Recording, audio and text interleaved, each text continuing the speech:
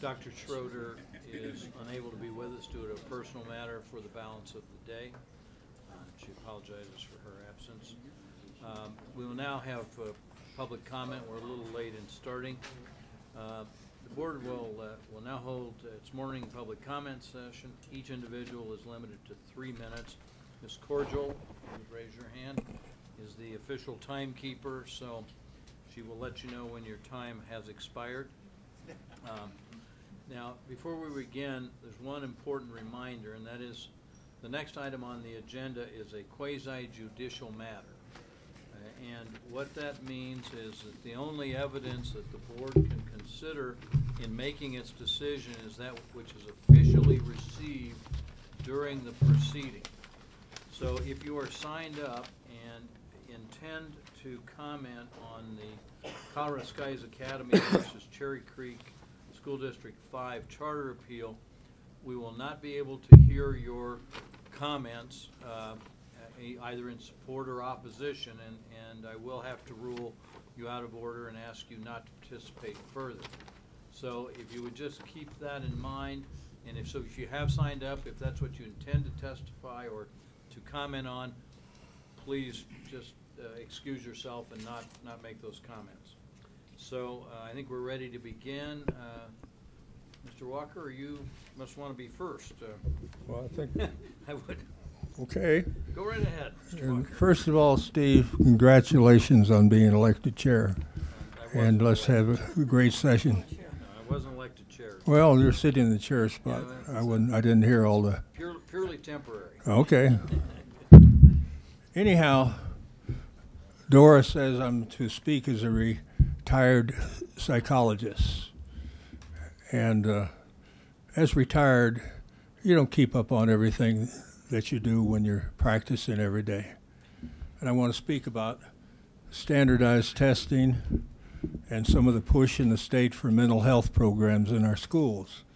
Colorado Public Radio is pushing it, and some other people are. Have nothing against mental health programs. Everybody should be mentally healthy. Sure beats the alternative. And I spoke to a committee chaired by Senator Shuffle in 1915, and I'll give you a copy of it, some of my comments. So I'm strongly in favor of mental health programs. However, Denver public school teachers may go out on strike this month. Pueblo teachers went out on strike early in the year. We have some real problems financing public and private education. And as Dr. Flores said last month, the pie is only so large. And I'm saying to you, let's have mental health programs in the schools. But I was teaching in Connecticut in '65 when the War on Poverty programs came on, and we had to invite psychiatrists and other mental health professionals in, basically label our children so we could get the money. And some of the labels that psychiatrists put on our kids, like schizophrenic and brain damage, I'll never forgive them for. And I understand their importance.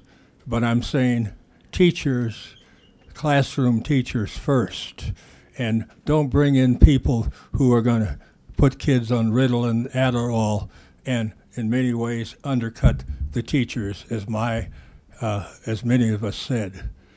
Standardized testing is fine, but let's not have a mental health program that creates some of the problems that standardized testing has done, where many people can say you can just about predict what students score high and what students score low by their zip codes. Now, that's obviously not true. That's a cliche.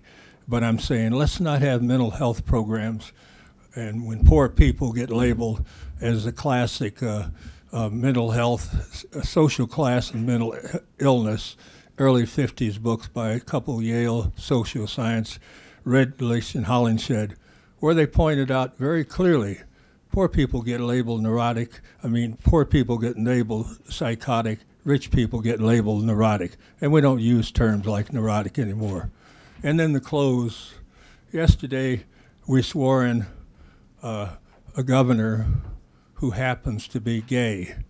Just think what psychiatrists did to gays, lesbian, bisexuals, transgenders with their awful labels prior to Stonewall in 1973. In other words, there's a place for psychiatry, psychology, and mental health professionals. There's a place for labels. There's a place for evaluation. But let's be fair. And in this state, let's do some more about making sure we can afford to have an adequate number of teachers. And I want to make it clear, and I want to put this in the record. I'm not against mental health programs, but they have their place. Thank you very much. You give that to Ms. Cordial, she'll take care of it. Thank you. Thank you. And Nate good Brady? luck this year. Thank you.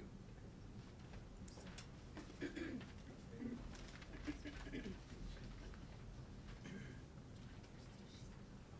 you say Nate Braden? I'm sorry. Yes. Okay. Sorry. A little bit later. I wasn't speaking in the microphone.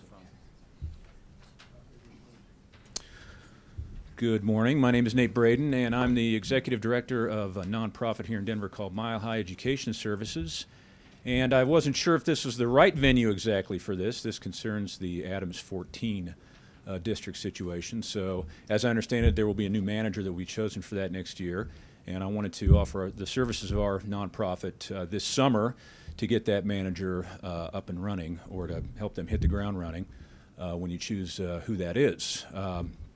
So what this is, we specialize in literacy remediation, and what we'd like to do is offer some remediation classes to all 9th, 10th, and 11th graders in the Adams 14 district this summer, starting on June 3rd. We specialize in direct instruction, small group, 1-to-6 teacher-to-student ratio, anchored in direct instruction, and our goal is to increase reading scores by 20% in 1 week, which we know is very ambitious. We've done this over the course of several months in other districts, but that's been spread out, that 30 hours has been spread out, excuse me, over several month period. So, but we think we can do it, and we would like to offer that as part of a partial solution to the situation in Adams 14. So the cost you have before you, I think, is $260, $280 per student. So we have a fixed number of students to do, or a fixed amount divided by that amount, and that whatever the board of the state would want to spend on that. So at any rate, my contact information's on there, and so that is something we have on offer. So thank you very much for your time. Thank you, Mr. Braden. I think that offer should be more appropriately made to the school district, as this board will not be choosing the contract. Okay, thank you Thank very you. much. Okay. Kylie Nichols?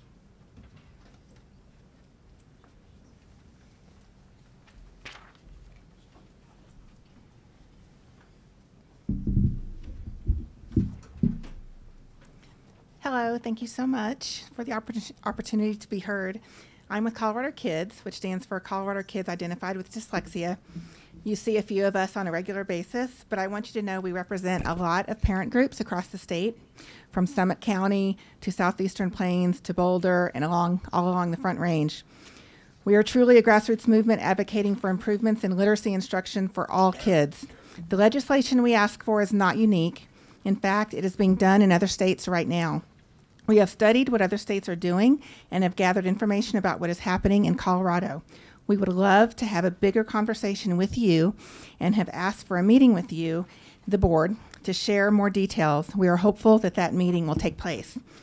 Last year, we heard concerns about the science of reading and whether the science has demonstrated the best way to teach reading to dyslexic students. Reading has been studied and researched more than any other human condition. The National Reading Panel performed a meta-analysis of more than 100,000 research studies on reading. It revealed convergence, this is it, it revealed a convergence of scientific evidence that is very clear about how we should teach reading to all children, including those with dyslexia. As Sally Shaywitz said, she said, in dyslexia, there's not a knowledge gap, but rather an action gap. As a consequence, dyslexic children frequently go unidentified, unremediated, and unaccommodated with great harm to the children, to their families, and to society. The work of the National Reading Panel and the research conducted in the 18 years since the Reading Panel concluded provides clear evidence supporting structured literacy for all students, including those with dyslexia. There are many examples of schools in Colorado that are basing their literacy instruction on scientific evidence. One of those schools is Calhan Elementary School, located in rural southeast Colorado. Their reading scores continued to drop year after year until they were in a turnaround status for literacy. So they hired a new principal who implemented 3 practices. 1, all teachers were trained in Orton Gillingham, and every teacher taught OG to every student every day. They used evidence-based curriculum and interventions, and every teacher was taught how to use data diagnostically to dig deeper to find the missing foundational reading skills in at-risk students. As a result, Calhan Elementary went from having 3rd grade reading scores of 21% meeting or exceeding expectations to 56% meeting or exceeding expectations in 2 years. My son's elementary school saw similar results by implementing similar practices as Calhan, resulting in an increase of its 3rd grade reading scores by 22 points in 3 years. We will always have competing ideologies of reading. However, the scientific evidence only supports one of those ideologies as working for all students, and that's structured literacy. Thank you. Thank you, Ms. Nichols. Lindsay Drakos, did I get that right? You got it right. Nobody gets that Miracle, miracle happens. right. Please introduce yourself and proceed. Okay. Can I just pass these to you? I'm Lindsay Drakos. I'm also with Colorado Kid. I've been here a couple of times. I'm following up Callie's speech to talk about the programs that we already have running in Colorado right now that align with the needs of dyslexic kids. We've heard that a legislated pilot program might be the way to go. Respectfully, we do not need more pilot programs to study what works. What dyslexic kids need is settled science. We have known what to do for 50 years. It's just that we don't do it in most schools. Here's what they need: explicit, systematic, structured literacy in general ed, early identification, early targeted intervention, and evidence-based programs and progress monitoring, and teachers trained in the foundations of reading. Right now, 60% of our kids are not meeting expectations in reading. What will help all of them? The exact same things I listed above. Right now in Colorado, we have the following programs and pilots running with demonstrated success in reducing the number of kids reading below benchmark. The early literacy tool has been running for assessment tool, has been running for 5 years and uses the DIBELS test and iStation added this year for assessment and progress monitoring of children in participating schools. In the 16-17 school year, 47% of all kids in Colorado were being assessed with DIBELS. DIBELS is a test that has the capacity to screen for dyslexia. The Early Literacy Grant is a competitive grant program that provides funding to applicants who use evidence-based curriculum, DIBELS Next, and who have monthly professional development consultations. The Reading Foundations Academy is CDE-developed professional development free to all Colorado educators. It focuses on explicit and systematic instruction in reading with an emphasis on foundational reading skills. The Structured Literacy Project under the State Systemic Improvement Plan is in 22 schools and requires the use of structured literacy curriculum in general ed and interventions, uses DIBELS Next for assessment and progress monitoring, and provides professional development and coaching for data analysis and targeted intervention. From 2004 to 2012, the Colorado Reading First program ran. It was substantially similar to everything I've outlined above and extremely successful. My point is, we know what to do. We just need to do it. And we're doing it and seeing the results in a few schools through these programs. We just need to do it across the board. The same thing that works for dyslexics works for struggling readers. To move those literacy numbers, we have to address dyslexia. Conservatively, 12% of the population have dyslexia. In Colorado, that's 109,000 kids. All means all. We have to identify these kids and intervene early. They could be our best and brightest if we teach them how to read. One more thing that I just wanted to add that's not on there is on December 21st, the First Step Act, which is a federal prison reform bill, was passed and requires screening and intervention of all federal prisoners for dyslexia. We need to do it to our kids. Thank you. Thank you. Landon, I'm having a little hard time with the last name. If you would introduce yourself, please, and proceed. Sure. Thank you, everyone. My name is Dr. Landon Mascareñas. I'm with A+ Colorado. Happy New Year to the board. Congratulations to the new members who are being reelected. I just want to thank you on behalf of A+ Colorado and the education community for your work on Adams 14. There's a lot of people that were really concerned about the accountability system there and to what extent you as a board, state board, would push the system in the district in the right direction. I just want to say thank you for your order. Thank you for the work you did to push the district to have an external management organization. In the fall, we submitted a letter to you all alongside a lot of other groups that really urged bold action, and it just was really inspiring to see that you all took the step to really push the district in that direction. My mom always said to say thank you when people do great stuff, so I just want to say thank you for that. I'm participating actually in the Adams 14 process to select the external management organization. So I'll be at the conversation they're going to have this coming Saturday. We're hopeful from an A+ perspective that given your order that they'll head in the right direction around picking an external management organization that'll be right for kids and families in Adams 14. But we are still concerned that they'll still need to be pushed toward the bolder side of the system so that more great things can happen for kids. So.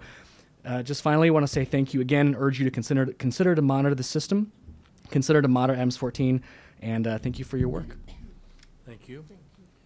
Melissa Scully.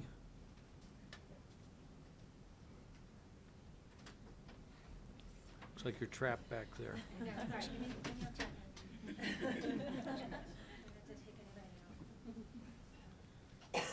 Please state your name and proceed. Good morning. My name is Melissa Scully, and I am a resident of Greenwood Village. I'm a parent of 3 children. I reside within the Cherry Creek School District. I am not going to speak pro or against Colorado Skies Academy. What I do want to talk about, though, is the process. As a parent, I feel very, very left out. As a community member, I feel very left out. I was able to submit feedback to my local board on my opinion, on my thoughts, on my concerns, my questions, but I can't do that to you. I tried. I sent a letter and I got a very nice response from Miss Earle, or Miss Early, I'm not sure if I'm pronouncing that correctly. And then I called because I said, help me understand, why doesn't the board want to hear what the community has to say? Why isn't my voice important? And so I called and she said it's quasi-judicial, and that means that both sides will be represented by their lawyers. Well, I'm not represented by the Cherry Creek School District. I'm not represented by CSA. I'm a parent, I'm a community member, and I'm concerned, and I feel like my voice should be heard. I feel like my fellow community members' voices should be heard on something that greatly impacts our community. And so I just would like to respectfully ask that you think about how this quasi-judicial process leaves parents and community members out of the discussion on both sides, because I know you're hearing I know both sides are trying to communicate with you, and I think those are voices that are important to be heard. I also feel like in regards to local control, this sort of supersedes local control, because if I can only communicate with my local board, and my local board is trying to make decisions in the best interest of their community with the authority that they have, but then it doesn't really matter because they can just be overruled, but then you don't have to listen to us as community members, we don't have a voice. And I think that's important. So I'm asking you, when you think about issues that impact communities and kids and families and parents and voters and constituents, that our voices should matter and our voices should be heard. So in closing, because we were not able to communicate, I do have a petition with 394 names on it that I would like to introduce to the public record regarding Colorado Skies Academy. That's all. Thank you. Ms. Cordial, if you would just hang on to that, please.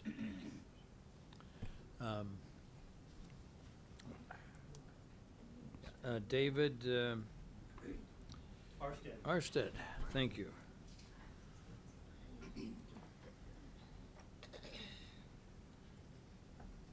Mr. Arstead, please state your name. My name is David Arstead, and I live in Aurora. I want to thank you for your time and attention.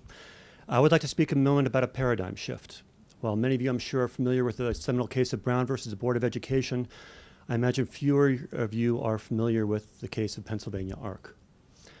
I spent a number of years serving on the state SEAC, and while they do impressive work and I applaud everything they do, I would ask this board to consider more carefully the role of kids like my daughter that have developmental disabilities. They should not be pigeonholed, and it should not just be the role of SEAC to consider their needs. It should be something that permeates every decision made at this level at all times. And right now we have a system of systematized discrimination where kids like my daughter are not being included, they're being set aside. And every time someone comes before you with proposals, you should always consider what happens with kids like my daughter who has Down syndrome. And if an application does not consider the needs of all of the public, it should not be considered, because that is the role of our public schools, is to make a room, a home for everyone. My message to you is simply, my daughter matters. Thank you. Thank you, Mr. Armstead. That concludes the sign up for public testimony. We will now proceed to the appeal, where are we here? To item 10.01, Colorado Skies Academy versus Cherry Creek School District number 5. And we need to set up, I think, before we read the materials. Okay. Why don't we take a 5-minute recess while we set up? Oh, I signed up for public comment just a little later, but it was on there. It was blank at that point. You're signed up? Oh, maybe, I'm sorry, I thought I was signing right. But I did, yeah. All right, would you like to? Yeah, I'd love to. All right, go ahead. Thank you so much. I'm very quick, I'm a fast learner.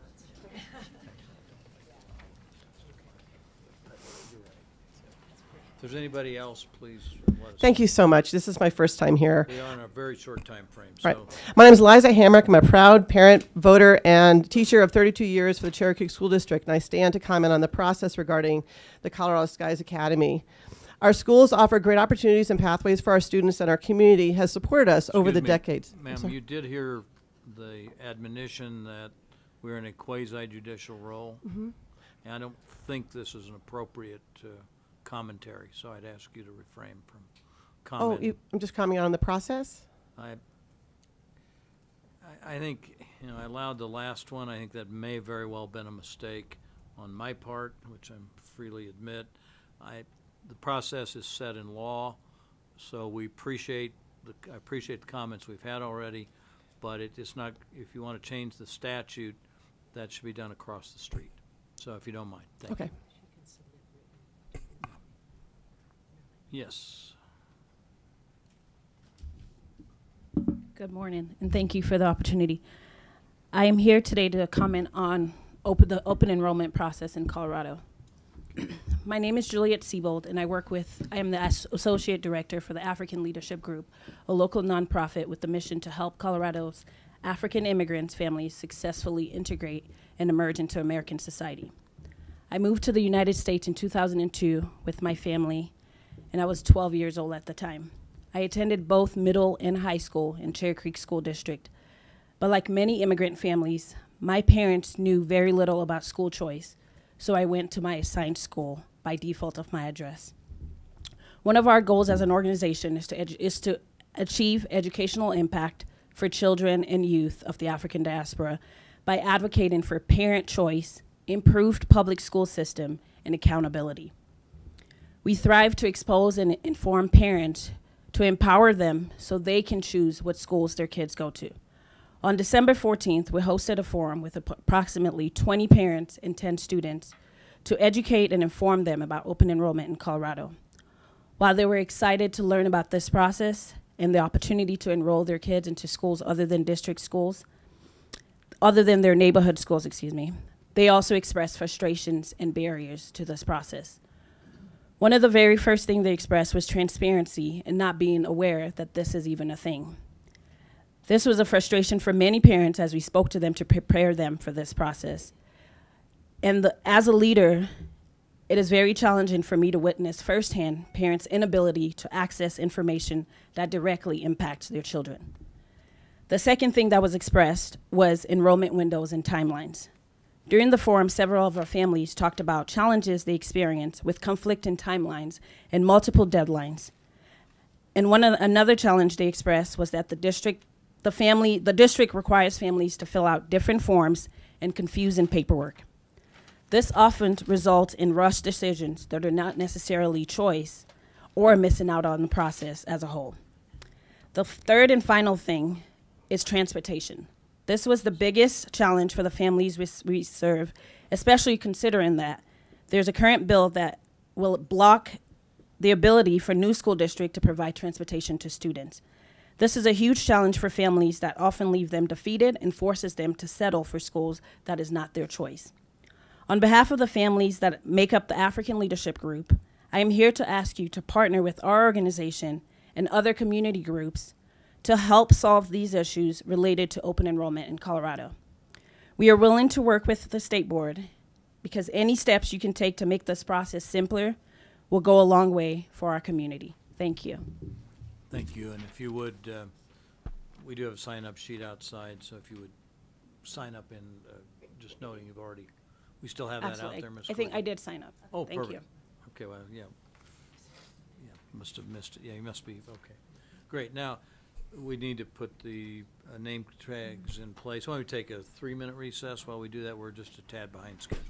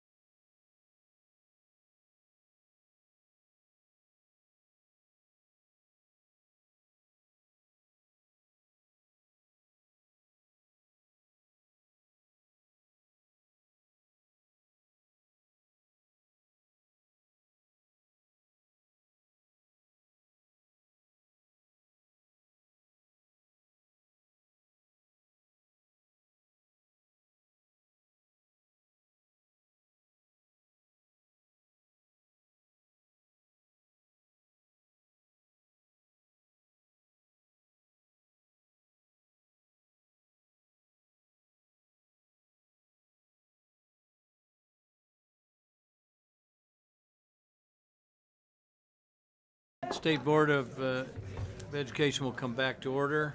Item 10.01. Colorado State Board of Education will now conduct a hearing in case number 18-CS-04, the appeal of Cherry Creek School District Number 5, CCSD Board of Education to deny Colorado Skies Academy charter school application. During this hearing, the board is acting in its capacity to hear appeals of the charter school and will hold an Mr. Durham, appellate. on behalf of the school, we would waive the reading of the rules. We are familiar if you want to save some time. I think we actually do have to read this, unfortunately, yeah. So, and I'm 2/3 way there. Okay. Let's see, and we'll hold an appellate hearing under the relevant charter school appeal law 22-3.5-30.5-108. And with help, I read better. So, I would like to ask the person chosen to represent each party to enter their name into the record and the party they represent. Please also introduce the persons you have designated to answer questions of board members. Only those individuals identified by the parties will have the opportunity to address the board. Mr. Arrington, would you like to introduce your team there? Of course. Thank you, Mr. Durham. My name is Barry Arrington. I'm appearing today on behalf of Colorado Skies Academy. And to my left, we have April Lynott, who is a member of the board of Colorado Skies Academy. We have John Berry, Major General, U.S. Air Force, retired, former superintendent of Aurora Public Schools, and now with Wings Over the Rockies CEO. And then to his left, we have Amir Kurik, who is interim CEO of iLead, an education service provider. Thank you. Mr. Hood? Morning, Mr. Chairman. Elliot Hood on behalf of the Cherry Creek School District. To my immediate right is David Willman. He's the president of the Cherry Creek School District Board of Education. To his right is Dr. Scott Siegfried, the superintendent of the district. And then to his right is Michael Giles, who's the assistant superintendent of performance improvement. Thank you. Thank you, Mr. Hood. The role of the State Board is to consider only those issues raised in the notice of appeal. The board has been provided with a record on appeal. References to documents or testimony not present in the record on appeal will not be considered by the board.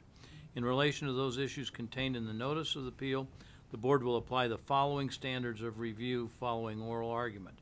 The board will decide whether it is in the best interest of the pupils, the school district, or the community to support the local board's decision to deny Colorado Skies Academy charter application. The parties have already submitted written arguments and information. A maximum of 30 minutes will be granted for the oral argument and examination of the parties' issues. You may reserve a portion of the 30 minutes for rebuttal. During this time, the party may summarize its written arguments and information, and board members may ask questions. So we will start with the Colorado Skies Academy. Do you have any questions from the State Board? And would you like to reserve any of your time for rebuttal? Yes, thank you. We'll split it 15-15. So 15-minute presentation. Yes, Mr. Hood? We'd like to reserve 10 minutes for rebuttal. All right. Let's see here. I think that covers it.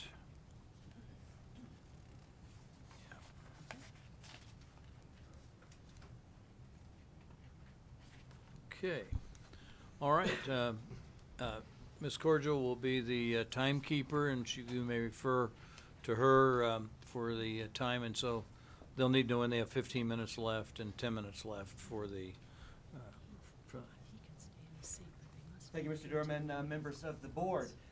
As I said, my name is Barry Arrington. I'm here for Colorado Skies Academy.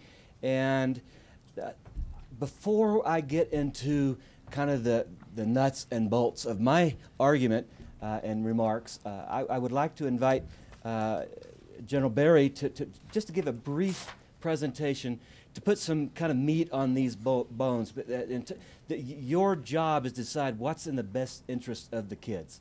And the vision of this school, I think, is very important for you to know in making that determination. And Mr. Berry is going to just give you a little bit of an overview of the school. Yeah, you all can stay at your seats if you like. If you just speak into the microphones, you don't need to go to the podium. Well, good afternoon, everyone. It's good to see some familiar faces when I served as superintendent of Aurora Public Schools for 7 years. One of the things that I want to begin with is that we begin every conversation and end every conversation talking about the students. It's kind of what Mr. Chairman had mentioned at the very beginning. July 30th, Colorado Skies Academy made an application. On October 26th, it was approved by the Board of Education at Cherry Creek, as you know, with conditions. Now, we went on public record commending the courage of the Cherry Creek School District Board of Education for approving that, because it was made in a very challenging political environment. On November 15th, the first condition was supposed to be presented, and it was. It was rejected 1 day later, November 16th. Now, this is the difference between 20 days of approval and dismissal of the entire application for us to be able to go forward. That's 14 work days as we go forward. So that is, we didn't even get a chance to get to the other 9 conditions. Now, there are 2 dates in that condition number 1. The first date is November 15th. I've already alluded to that, when the submission of the proof that we had enough support in the community to be able to move forward. The second date was February 5th. Let's just talk about November 15th for just a minute. Over 190 submissions were made on redacted students that wanted to be part of this school just as it moved forward. Again, it was rejected the next day. Now, we can talk about all the nuances on bureaucracies, letters of intent, letters of interest. And if we stay true to the fact that we begin every conversation, end every conversation talking about students, these were families that want to be part of this school. Now, after it was rejected, you need to know that it actually put a fire under a bunch of our families, because we now walk in with 111, not letters of interest, not letters of application, not letters of intent, but actual applications to be part of the school, 111. Now, we need 225, and we got 7 months left to go. So there's plenty of time to be able to do that. But let me go back to the second date in condition number 1, February 5th. This is where we were supposed to submit unredacted listings. Well, obviously, we never even got to the second date in condition number 1, because we're sitting here on January 9th. And I also want to just mention real quickly, it is not just the families who are in support of this. This is a public-private partnership. This is unique to the nation, honest to God. It is unique to the nation. And what I mean by that was a partnership between a museum, an airfield, which is no easy thing to do anyway, hopefully a K-12 education. Higher ed is going to be part of this campus that we're building, and the fact that we have industry involved. Now, to give proof to that, I have here the full representative, the chair of our board at Wings Over the Rockies, Mr. Charlie Johnson, who was the former CEO of Cessna. But on our board, we have astronauts, we have CEOs, we have former CEOs of aerospace all along there. So I want to make the point that this is 30 dedicated people who have made this commitment. In addition to that, we also have the fact that the entire board at the airport, the commissioners that are elected, are fully supportive of this effort going forward, because it is unique to the nation. It's trying to solve a problem because of the shortage of pilots and aircraft mechanics and air traffic controllers and so forth and so on.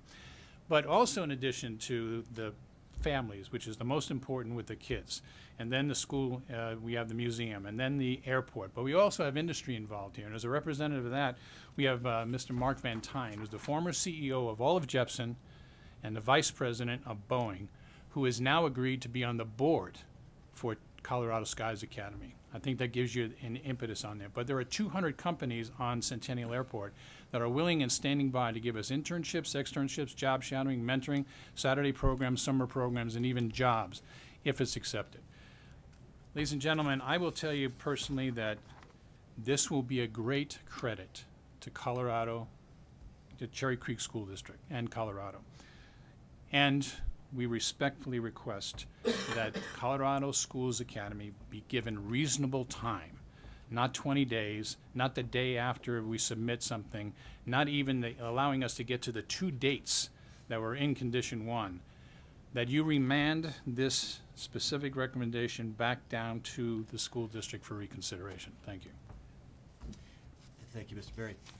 As my mom used to say, if that doesn't light your fire, your wood is wet. And so, this is a tremendous school, and if it opens, it's going to be tremendously helpful for the kids of the community, the district, the state, even the nation, as General Berry has already outlined. And now I'm going to say something that might shock, stun, and amaze you as a lawyer. I don't have a lot to say. This is kind of one of those things that either on its face it grabs you or it doesn't. And it kind of reminds me of the two guys who were fighting over how to divide something, and they were flip a coin. No, let's not flip a coin. Draw cards. No, let's draw cards. Rock, paper, scissors. No, not that. Finally, one of them says, "This is the way we're going to solve it. I'm thinking of a number between 1 and 100." And the other guy says, 73. And his friend says, "Nope, that's not it," and moves on. I win. And that's kind of what happened. We have an unspecified target here that totally in the discretion of someone, whether we met it or not, and we still to this day don't even know what the target was. This is not a case where you have to weigh a lot of complex details and convoluted arguments. It's very, very simple on its face. If you think the district, if what the district here did, if you don't think what the district here did was unreasonable, I don't think that there's much that I can say that could convince you. General Berry's already kind of gone over the basic facts. 20 calendar days, 14 working days. Fill up this school. Well, not fill up. Give it reasonable progress. Well, what's reasonable progress? Well, whatever it was, you didn't do it in those 14 days. It's just not reasonable to grant a charter and revoke it 20 days later because the school's not filled up or even halfway filled up or moderately filled up. That's just not enough time. They say they weren't satisfied with the progress towards enrollment that the school had made in those 14 working days, 20 calendar days. Well, even if that's true, they didn't have to revoke the charter. They could have said, you know what, you better pick it up because February's coming around and we're going to take another look at this in February. And they didn't, of course they didn't do that. I think the standard of appeal in the statute is brilliant. And here's why. It cuts through all the rhetoric. It cuts through all the what the lawyers have to say and the spinning. And it says, let's just think. What's best for kids? That's basically the standard, right? What's best for kids? To me, it's obvious that allowing authorizers to impose vague, totally discretionary enrollment conditions isn't in the best interest of kids. I've never seen anything like this. As a matter of fact, the district has not done this in the past. They've provided objective standards. I think we all know that enrollment gates are typically reasonable, specific minimums that you have to meet by a date certain, then everybody know whether you hit it or not. Immanuel Kant announced what he called the categorical imperative. And the categorical imperative is simply this. Act only according to the maxim whereby you can at the same time will that it should become a universal law. In other words, would you be okay if all Colorado authorizers acted the way Cherry Creek did in this case? Do you want to give all Colorado authorizers a two-step formula for stopping any charter school in its tracks? Step 1, impose an amorphous discretionary enrollment target. Step 2, a few weeks later say you didn't hit it, whatever it was. Because that would be the message you send if you uphold what the district did in this case. And I urge you to remand this matter for reconsideration. Thank you. Thank you, Mr. Harrington. Ms. Cordial, how much time do they have remaining? So he'll have 19, he still has 19 minutes. Okay, thank you. Yes, you can. Dr. Flores, you can ask questions. We've got 4.5 minutes of questions. Go ahead. When you say it's a private public, Will this, will you be asking monies from the parents for instruction in flying? How much money will that be? When I say public and private partnership, I'm talking about the public elements of a museum and also a Sure. school district. But we have a blue sky gallery that we've now built on the campus where the Colorado Skies Academy would be in. Those students would be able to participate for a fee, with an agreed upon memorandum of understanding, to use our simulators, to fly airplanes, to fly gliders, to fly helicopters, to be able to build drones, fly drones, compete drones, attend ground school and so forth. That would be provided. So my question is, how much will this fee be? Because I heard upwards of $8,000. I think the key thing that we have to keep in mind, no parent is going to have to pay a fee to attend this school. Well, ever. attend, but to take classes. If extracurriculars, the things that we're talking about are extracurriculars, and they're like any extracurricular. They're on a fee basis. But let me just answer this. We have two programs in our flying capability. One is Young Eagles. We fly 40 to 50 students for free every single month on the third Saturday of every month. This is called Young Eagles. It's a national program. We also fly one teacher from every school district up and down the Front Range for free. They become our envoys. We give them a curriculum all for free. Pilots donate their own time, their own fuel, their own airplanes. In my case, I have my airplane. We fly in, and I'll fly 5 kids on any one given day. Those are the kinds of partnerships we get. Never mind to find that we can get scholarships, we can get donations from industry. And believe me, with this crisis that we have in this country right now, and the shortage of pilots, aircraft mechanics, and air traffic control, when we talk about Jepson and what they've done, Boeing gave us $2.2 million, okay, to be able to build this blue sky gallery. Colorado Skies Academy is going to be able to use that. And by the way, we have negotiations and discussions with Cherry Creek School District to do that with their new innovation center that they're building next year that we're really excited about. So we do a middle school with the Colorado Skies Academy, and we do the high school with the innovation center at Cherry Creek. I have a couple more questions. So again, I ask you, how much will these extracurricular fees add up to? Secondly, how many women or young girls are you going to allow? Secondly, how many minority kids? Thirdly, how many poor kids? And by poor kids, economically disadvantaged kids. So those are important, that these kids be included. Let me let April address the issue of the students here. But let me tell you that we have a commitment to have at least 30 to 35% free and reduced lunch students attend our facility at the Blue Sky and at the Colorado Skies Academy. That's a big deal. The thing that you can do with a charter school is you can, invite diverse grouping, and we want to have that commitment. As far as women are concerned, there's a tremendous shortage of women in the aerospace industry. Exactly. And this school is going to solve that problem for a portion of, we can't solve for the whole country, but certainly for Cherry Creek. But if 50% of the people who want to participate are females, One right now, I'll just tell you right now, those Young Eagles, 35% to 40% of the students that we fly for free every single month are young girls, 8 to 18. well, you fly, but will they, and I think that the fee that I'm asking about is for them to fly. Yeah, and they also. And I'd like to know that fee. Okay. The fees, let me just give you one other thing that I'll tell you is that when you finish flying Young Eagles, you get a $250 free online ground school course that's given to you. A free online ground school course for every single student that's for $250. That allows them to proceed on their flying. If they want to be an engineer, we have opportunities there. If they want to be an air traffic controller, we have that too. Dr. Flores, Ms. if I can McClellan, address those specifically. Let me turn to, Ms. McClellan has one quick question. How much time? I'll talk quickly. I understand there's an extensive program at Metro State University that even grants an automatic interview at United Airlines, and that ground school is available now through Aspen Air, and forgive me, I'm forgetting the name of the second ground school at Centennial Airport. How is it that this school meets those needs in a way that is, in terms of pilot preparation, that is different from what Metro and the ground schools already available at Centennial Airport and other local Front Range airports are already providing?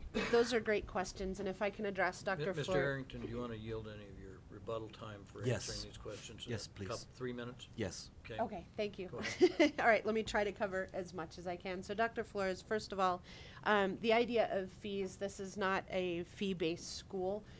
Most of the programming that happens is during the school day, and any type of fee might be a museum type of cost that any school would pay that comes to the museum as well. When we talk about, say, after-school programs, different things like that, the current partnership that we would be working with Wings Over the Rockies, who I'm associated with as well, we charge $100 a month for after-school programs that are once a week. So those are the types of fees. We're not talking about, I'm not sure where the $8,000 type of fee, no, I'm not sure where you $100 a heard it. week, What's that? I'm sorry? $100 a week in 52 weeks, that adds up. Now, But that's, I will- okay. if $100 I a can- month. No, a month. I'm sorry. If I can interject, then this is just an example. We're not talking about, this is just something if they want to do an after-school club, there are scholarships available for students who need that.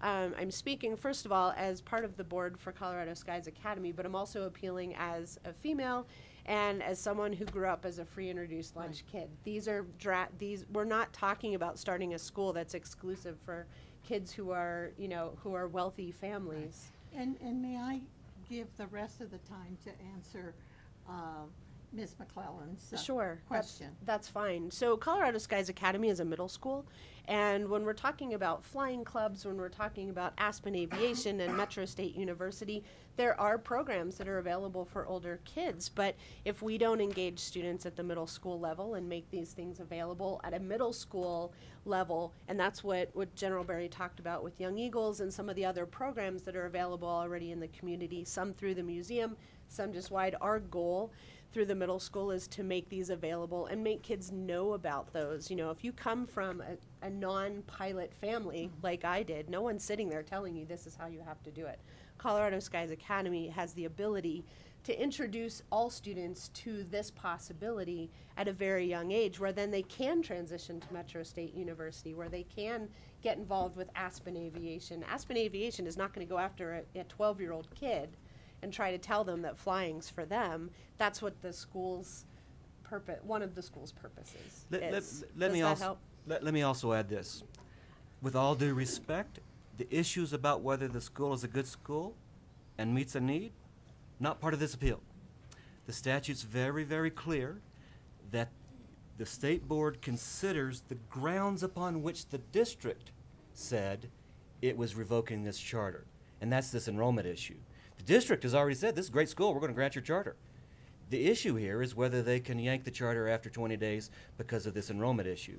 And that is what the statute says the board must focus on, the grounds that the district advances.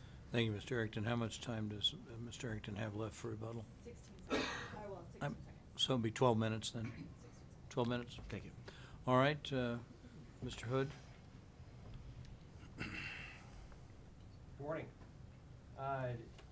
So the district opted not to approve this application because CSA failed to follow a very clear directive from our local Board of Education.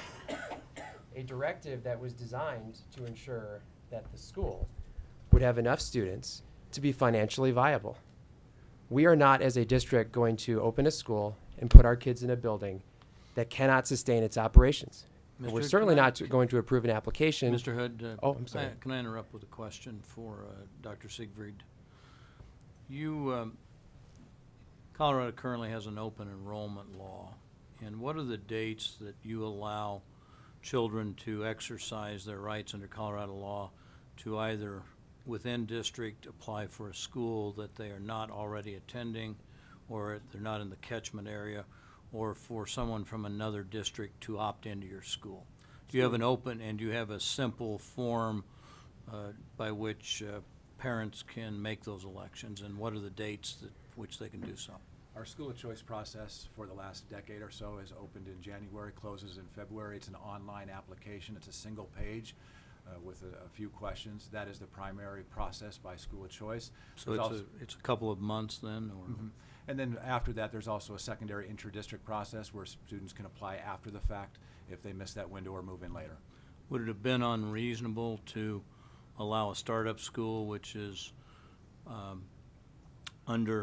which has significant disadvantages by virtue of not having a track record and not having a well-known program, would have been unreasonable to give them the same opportunity and those same dates to allow kids to opt into their program? Tell me why that's unreasonable. I think that process that I explained works well when a school is already in existence and has a history and has a basis, a foundation that students can opt into and take a look at and make a decision whether that's the best for them. With this, there's not that history. And if I look historically, the last time we sat here, we had a charter school remanded back to us that had a low enrollment. And that ended up being a bad situation where we had to front hundreds of thousands of dollars so it wouldn't close in its first 2 years. And so the timing of the numbers is significant to us, and that's why in November I did make that decision when we had 24 students brought to us with letters of intent. So I see that as different because the school does not exist today. If the school did exist, then I could follow your argument. Well, I would submit you didn't follow my argument because I suggested it's a lot harder to produce the number of students for something that doesn't yet exist than it is for something that does exist, and that it would have been no harm, no foul to allow them several months at least to see if they could meet the standards. So I just, apparently we're not communicating very well, because it would appear to me, and particularly based on, if I understand the board's resolution here,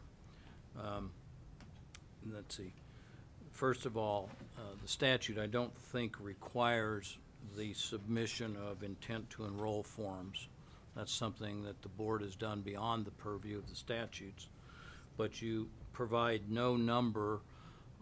I think this is unreasonably vague, and how would you expect the school to know how many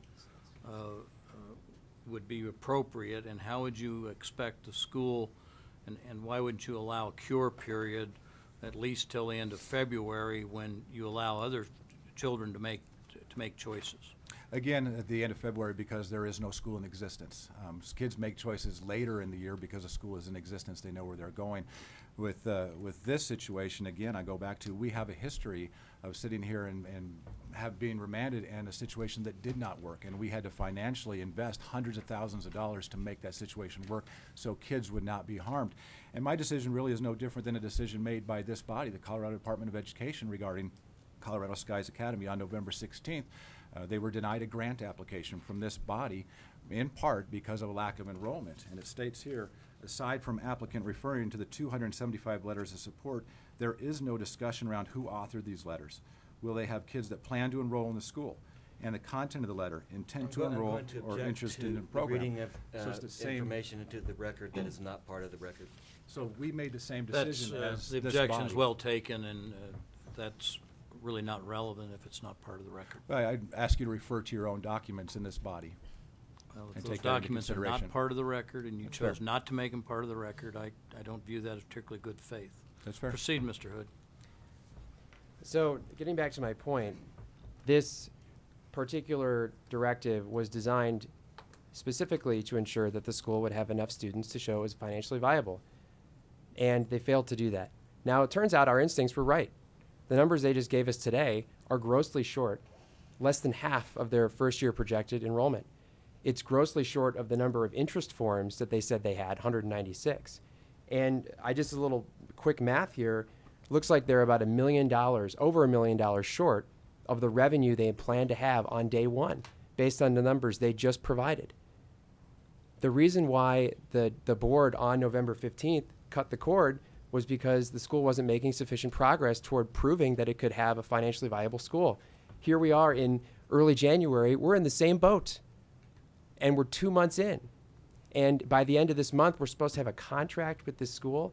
We can't wait. I understand Mr. Berry's point about how the school won't open for another several months, but we can't wait until the school opens to figure out whether it's going to be financially viable. They need to prove to us now. And in fact, they should have proved to us in the fall that they had enough students interested in the school. Actually, not just interested, but intending to enroll at the school. The reason why it's so important for the district in this case in particular is because 92% of their first year revenue is going to come from PPR. Okay, so that's fair, but you got to show us that you've got the dough, and they haven't. So the district did the responsible thing and cut off the authorization process when it did.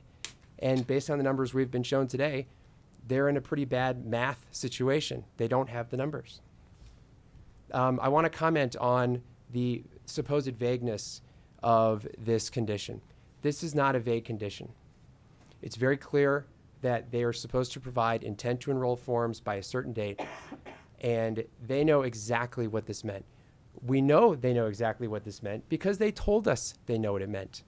They told us in person at a board meeting, and then they told us in person to senior district staff right after the condition was imposed. For them to sit here and say that they did not know what this meant is not only wrong, but it's not credible.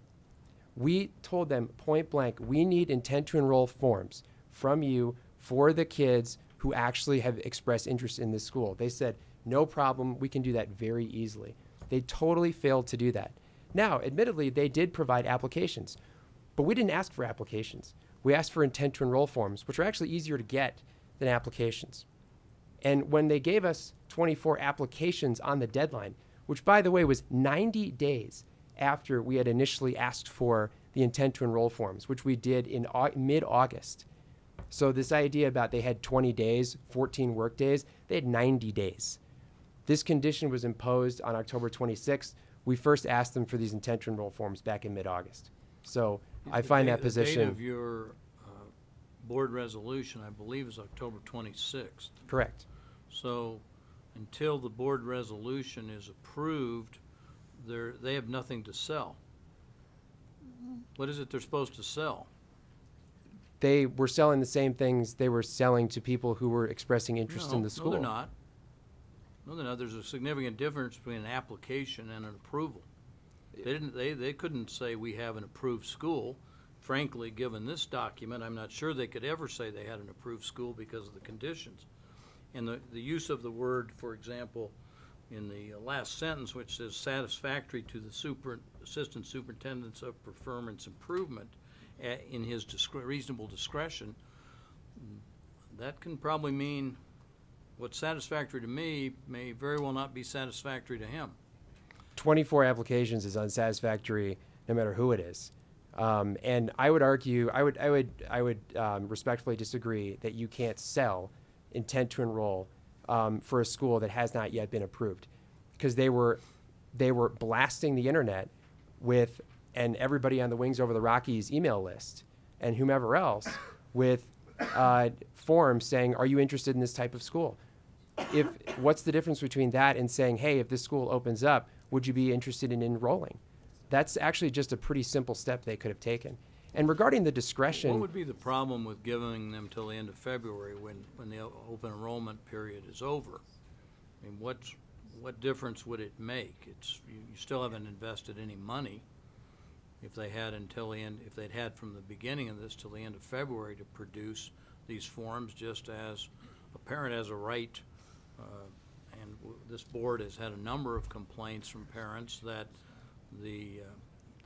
and you just, well, you weren't in the room when we had the commentary that wasn't related to this about the confusion faced by the African American families as to when open enrollment is available, how complicated it is, how it varies from district to district.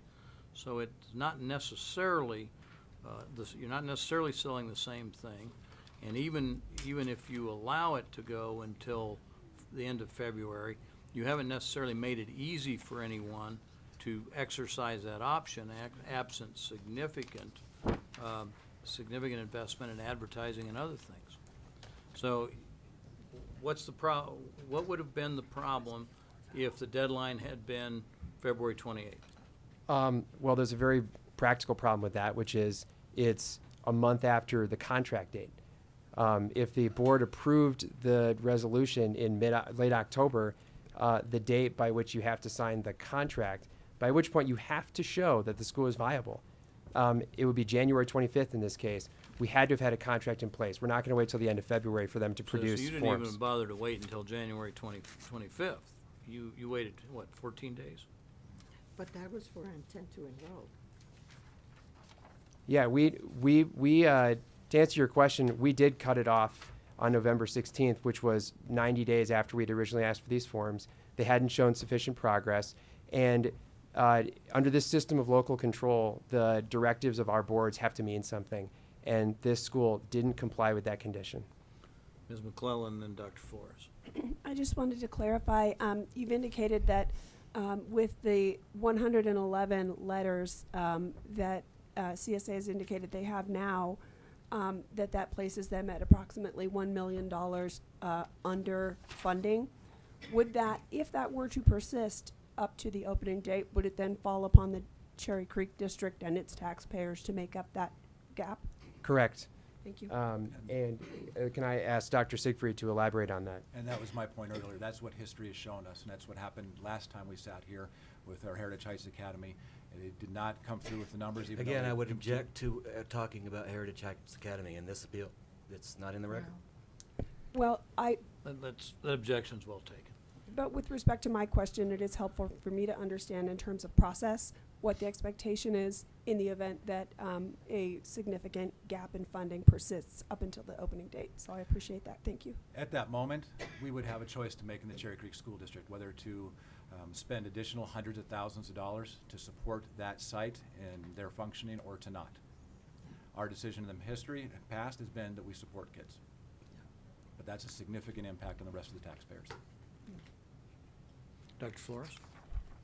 Having been on a SEAC group with Denver Public Schools, the intent to enroll was a very important document that was presented to the group at the very beginning when people came. Were those documents presented to you? Were documents of intent to enroll presented to you back when the process started? No. They, in fact, to this day, have never been provided to us.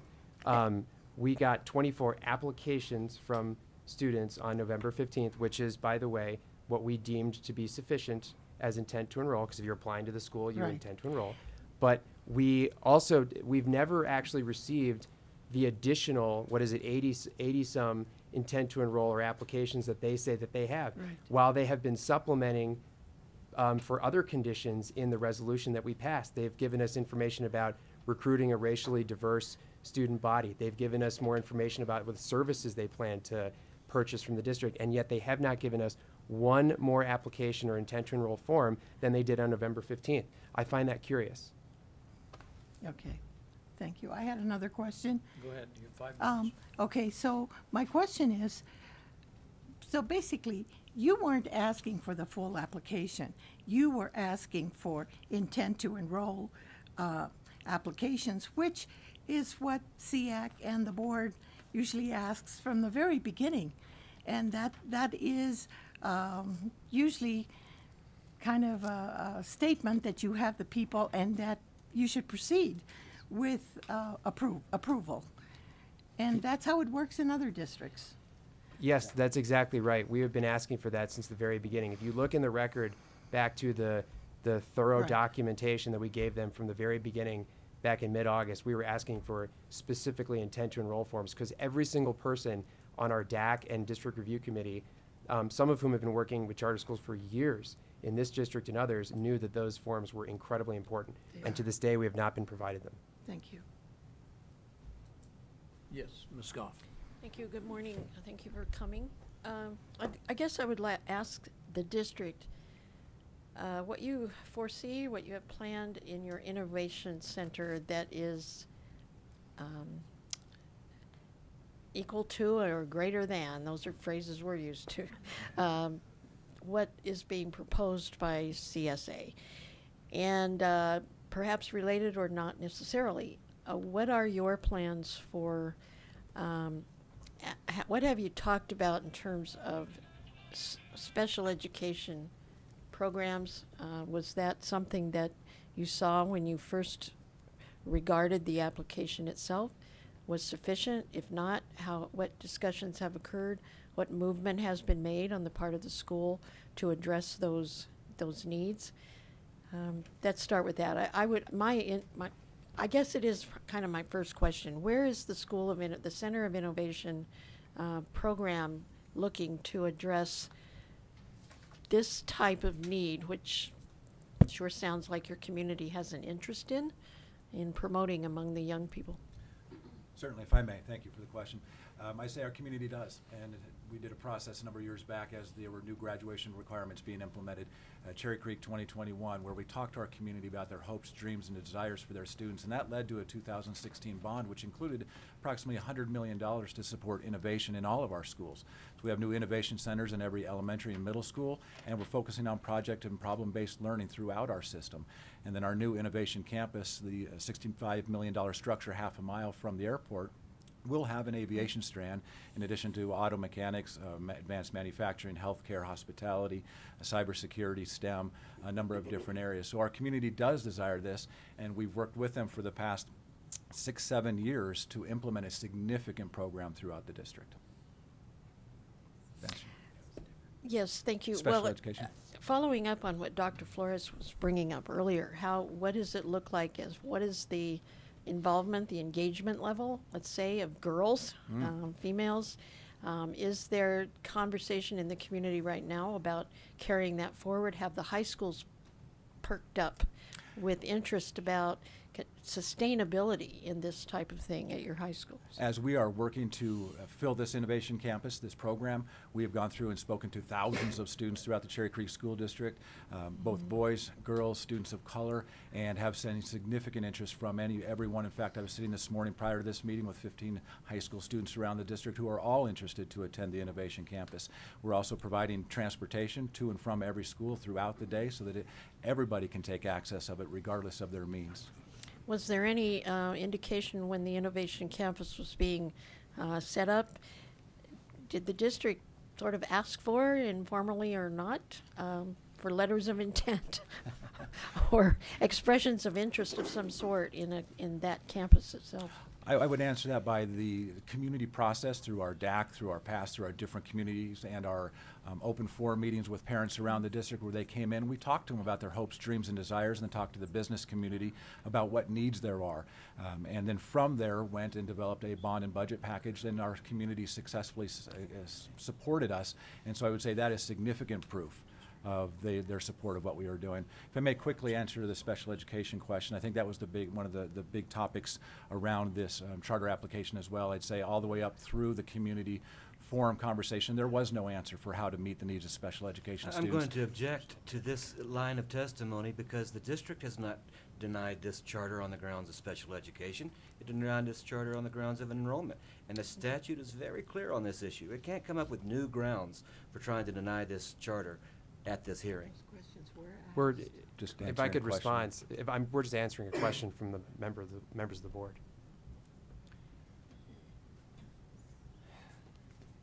It's probably a close legal question. I mean, it's already been answered, so, but I think it would be helpful if the board members combine to the extent possible, their inquiries to issues on the record. Thank you. Any time left, Ms. Cordial? Oh, okay, perfect. All right, Mr. Harrington, I believe you have 12 minutes. Is that correct? 12 minutes. Thank you, Mr. Chairman Barry has a couple of things Just a couple of rebuttal elements, if I may. First of all, some of you know, as a former state superintendent of the year, I staked my reputation that we were going to make this 225 student things. We have 111, and it's still coming in. Now, I will argue that, we had a little conflict between letters of interest and letters of intent and bureaucracy, but I go back to the basic premise. What's right for kids? We have 100. Can I ask Sure. kind of an intervening question?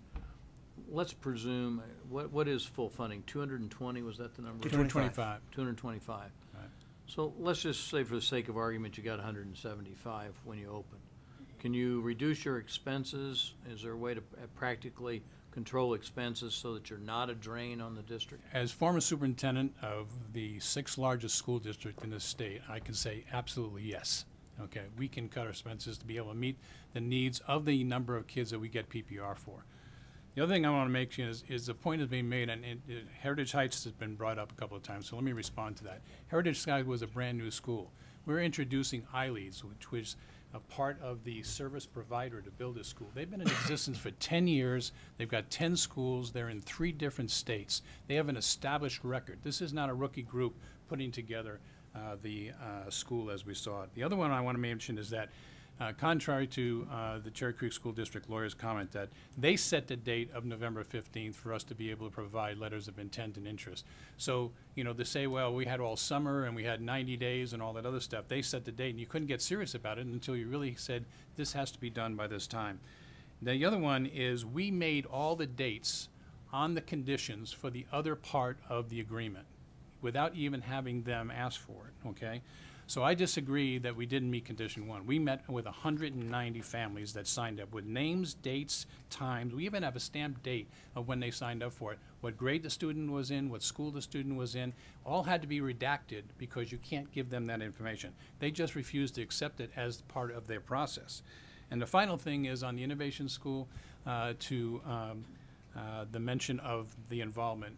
We had a tremendous plan, I thought, in the year conversation that the middle school for the Colorado Skies Academy is a middle school. The innovation is a high school. This is a great pathway to feed into that to be able to help out. So they're not competing with each other, they're complementing each other.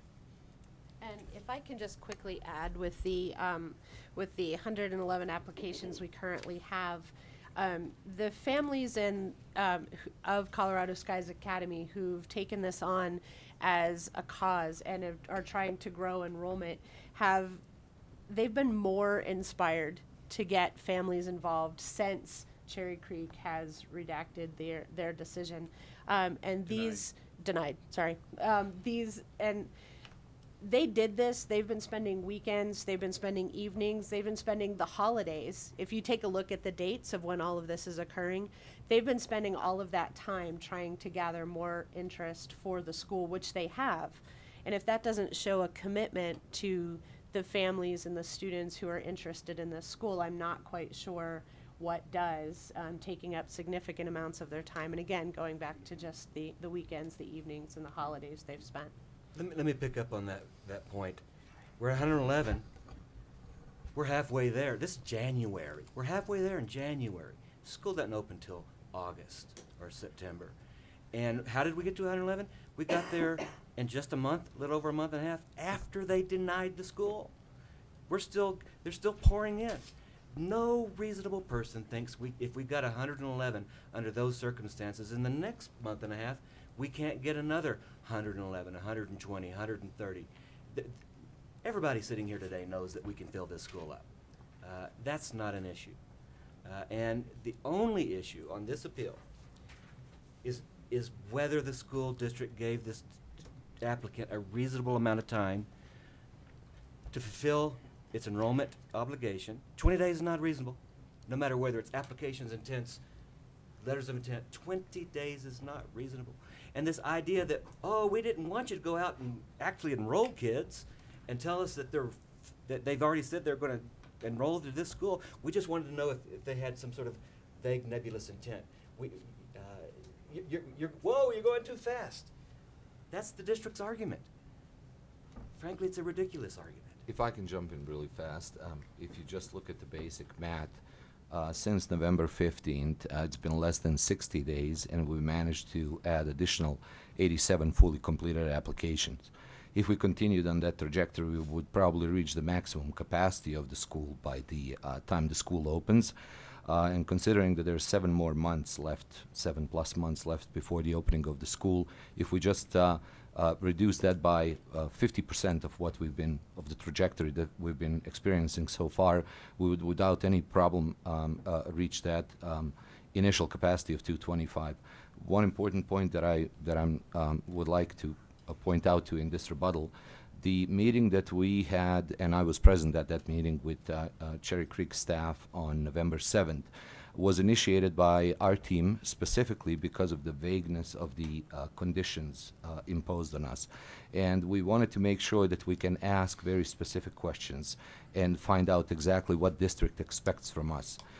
During that meeting, nor in the language of the condition, the word quantity was never mentioned to us.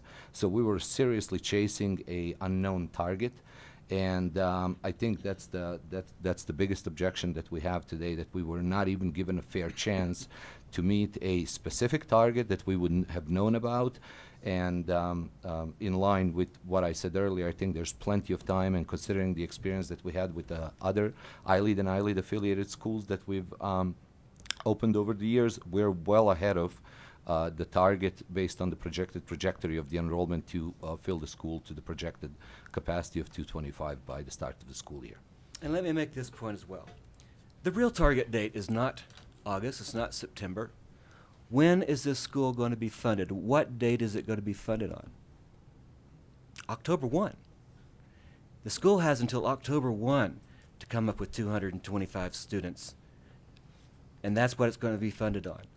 And so to say that, well, yeah, we know you got until next October, but you know it's already November, is ridiculous. And so I don't think anybody sitting here today thinks what the district did was a fair process. Secondly, I think the point about what was the harm of allowing this kid, who would have been hurt if allowing them to try until November, sitting back there, I'm sorry, February, and sitting back there in February and saying, you know what, it's February, you only have 150. It's February, you only have 175, 200. What was the number? What was the harm of letting them try to do that? Mr. Durham asked Dr. Siegfried that question.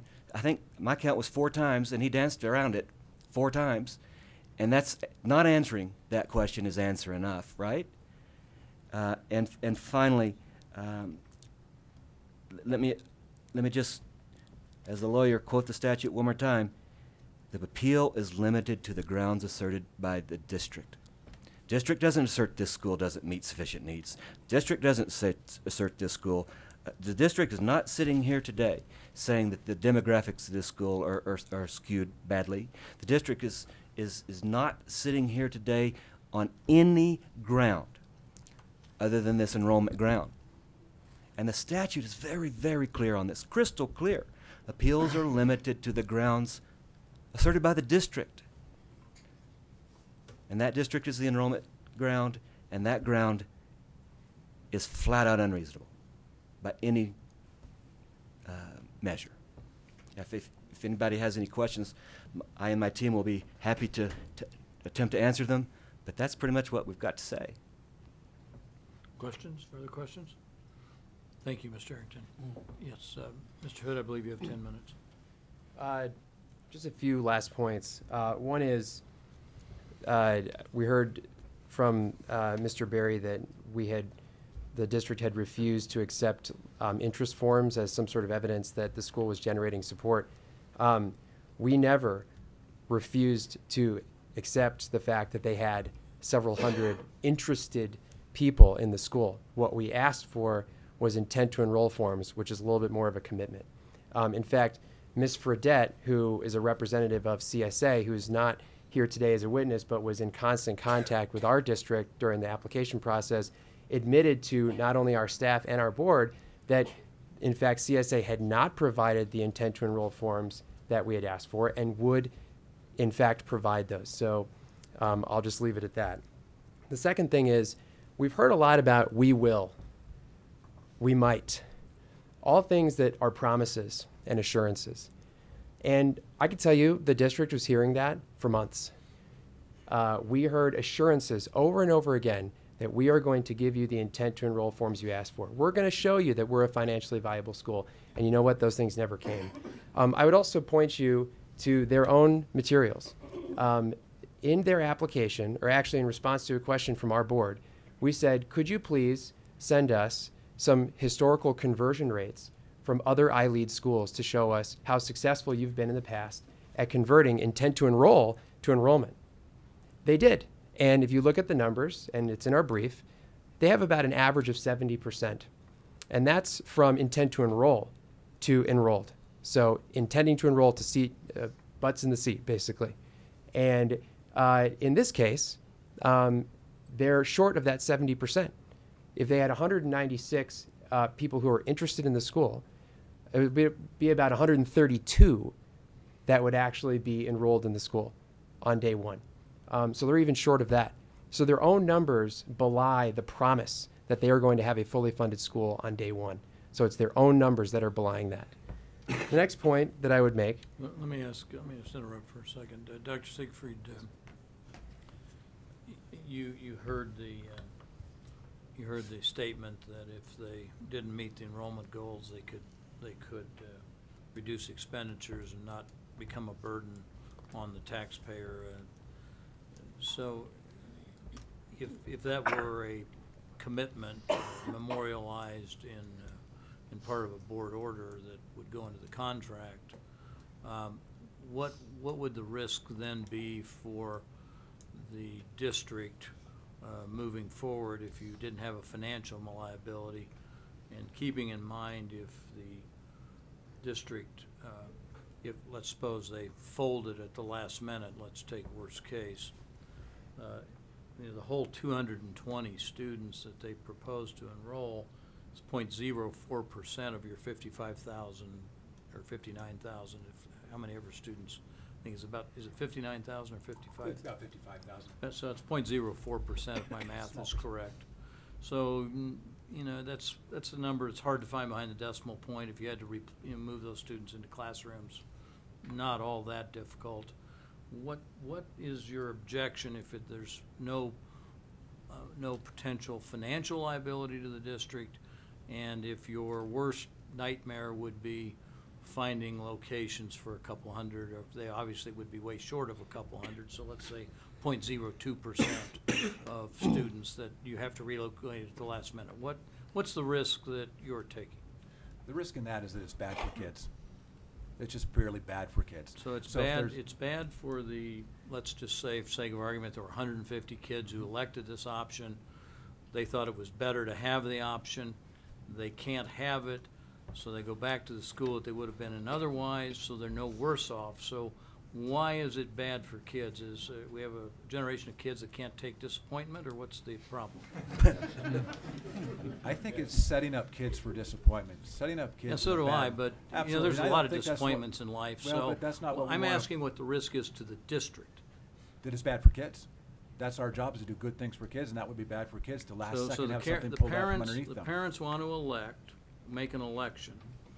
They make the election, and prior to the execution of that election, they're informed that that option no longer exists, and you think that it's bad for kids not to allow the election in the first place. Would that be bad? I mean, is there any, you got kids who are obviously, if they're going to enroll in this, they're not happy, or they see a better opportunity or something. So I just go back to my old retail days. The last thing I ever wanted was an unhappy customer, or a customer who thought they could get something better at another store. I really wanted to encourage them to go there. So why is it you insist on keeping these kids in an environment where they perhaps don't want to be? Why is that? Is that good for kids? I don't see that as an argument. This is about 24 intent to enroll forms that would not lead to a successful school.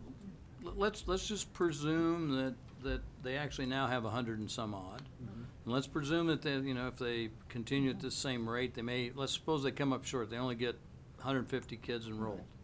So it's the board's position that it's so bad for these 150 kids to in August or July, when it's clear that they're not going to make it, and they're going to have, since they commit not to take any financial aid from the district other than what they're legally entitled.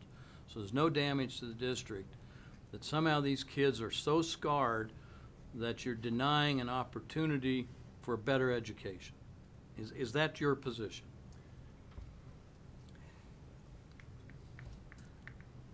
For 150. For 150 kids. For 150 students. If we got to that date in August and 150 students, they decided they couldn't have a school, I would advocate that we then do spend extra money. But because that would not they'd be good for prohibited kids. from asking for that. That would not be good for kids, and I would not support that. So. But they would give it to you anyway. Give what? The money.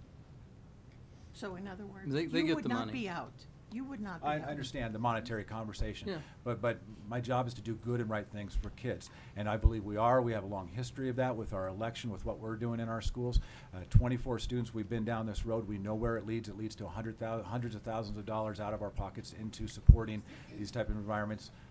And pulling the rug out from students in August is not in their best interest.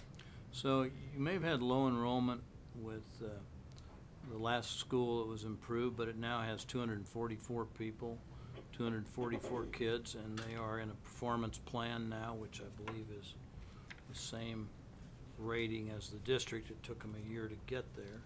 Am I correct in that, Commissioner? Thank you. So, you know, you did invest a little bit of money in providing an alternative for those 244 kids, but apparently it's turned out all right. I mean, they're performing as well as the district, at least based on what I have in front of me here.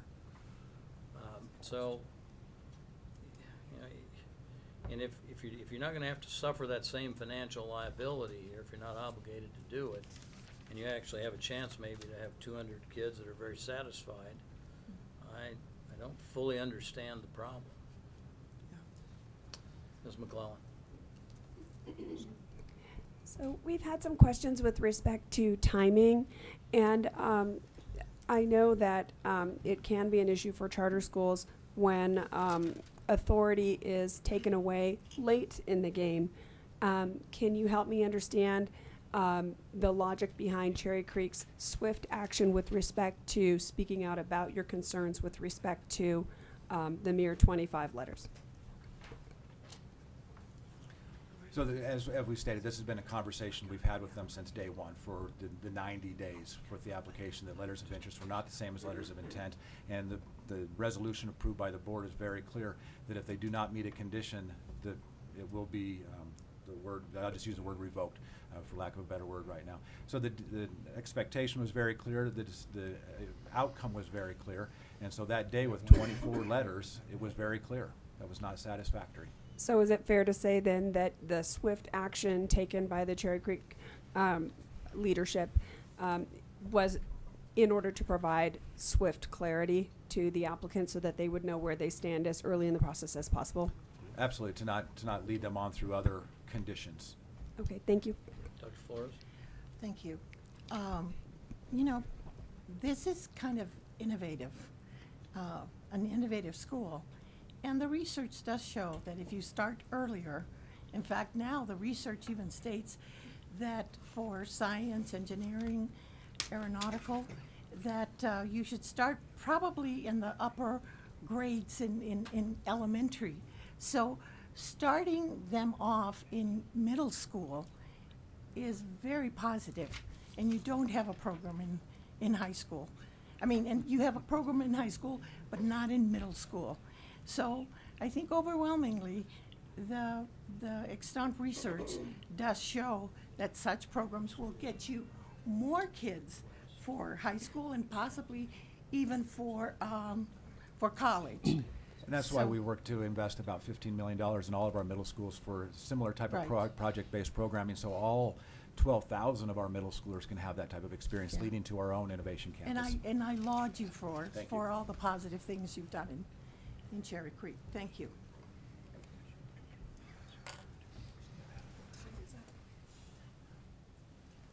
We done? Okay. All right, are we out of time, Miss? Thank you, Ms. Cordial. Okay, that concludes the oral argument of this appeal. The board will now deliberate and reach a decision. Colleagues, we may discuss this among ourselves, but we may not ask questions of the parties. Questions may be asked of our attorney over here, and then so we're open for discussion. Ms. McClellan.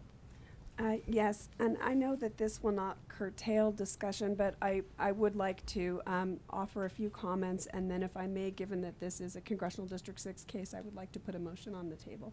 That'd be fine. I do have concern with respect to the deficiency in commitments that exists at this time.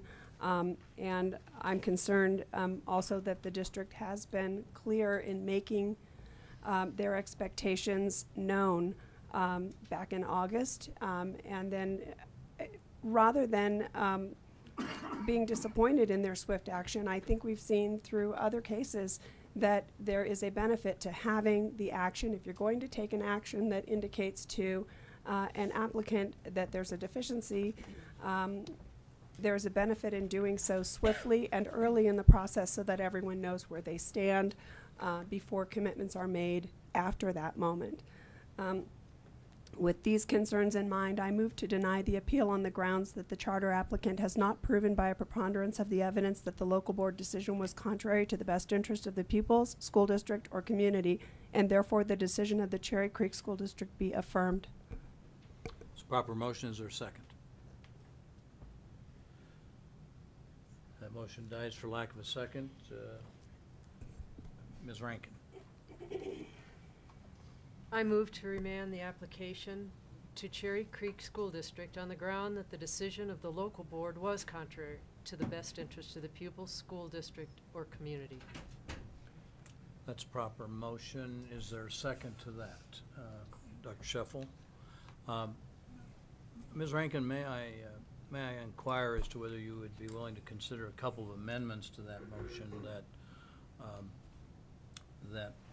and we would work out the specific language in before the final order is signed, but that language that would make it clear that the school may not ask for funding beyond which they're legally entitled. They may not ask for a subsidy that they are not entitled to, that they will produce the number of enrollments and that they have, let's say by August 15th, and that they will agree to either live with that amount of money or terminate notify the students that they cannot open, and we'll incorporate those conditions in the order so that there's no liability to the district financially, and the onus is on the school to demonstrate that they can produce enough to be financially viable. Would you object to those kinds of amendments? No, I would not if August 15th is a legal date that we are allowed to set. Well, obviously, they're going to have to go back and renegotiate the contract, but I think if that should give the district more than enough comfort that they're not going to be on the hook, and that maybe it should be August 1st. What's your enrollment? We can't ask a question. They probably start in early August, so August 1st might be better. So, yeah. So when we write this up, can we double check that? Staff will be able to inquire in that, so that there's adequate time. I would like to include that amendment in my motion. Okay, is that all right with the second? Yes. Okay. All right. The motion before us is the motion as amended and will be drafted by. Ms. Tollefson, do you have enough information to draft the motion? I think so, but it would help if a board member would be on point to just review to be sure it aligns with the intent of If this passes, I will appoint 2 board members, one from each party, to oversee the drafting of the order. Further discussion? Can we rehear it, the whole thing?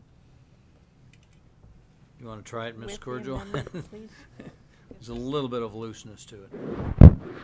So the motion on the table is to remand the application to Cherry Creek School District on the grounds that the decision of the local board was contrary to the best interest of the pupil, school district, or community.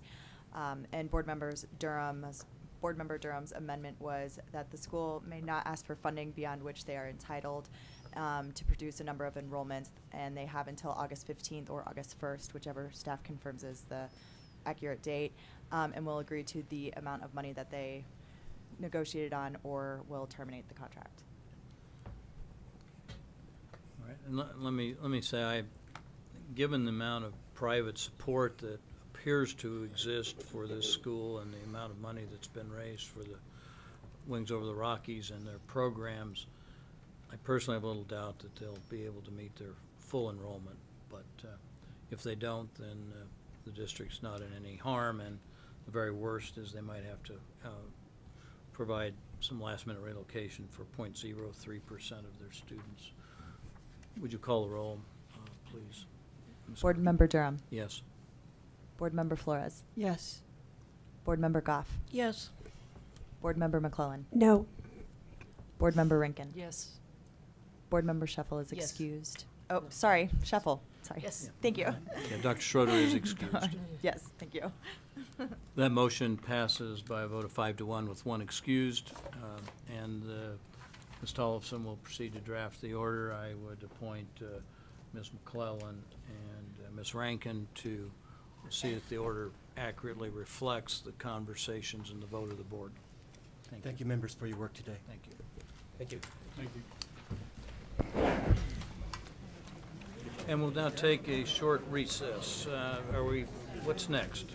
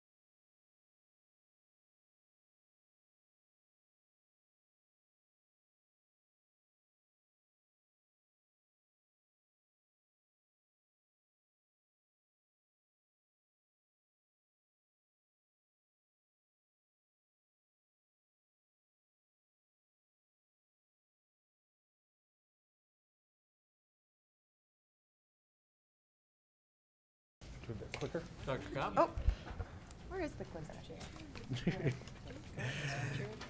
Thank you very much. Looking forward. No? What? No?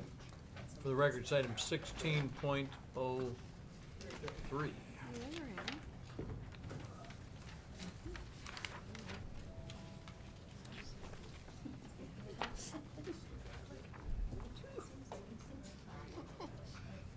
Did it work? I am the first. Okay. All right. Excellent. Good afternoon. Thank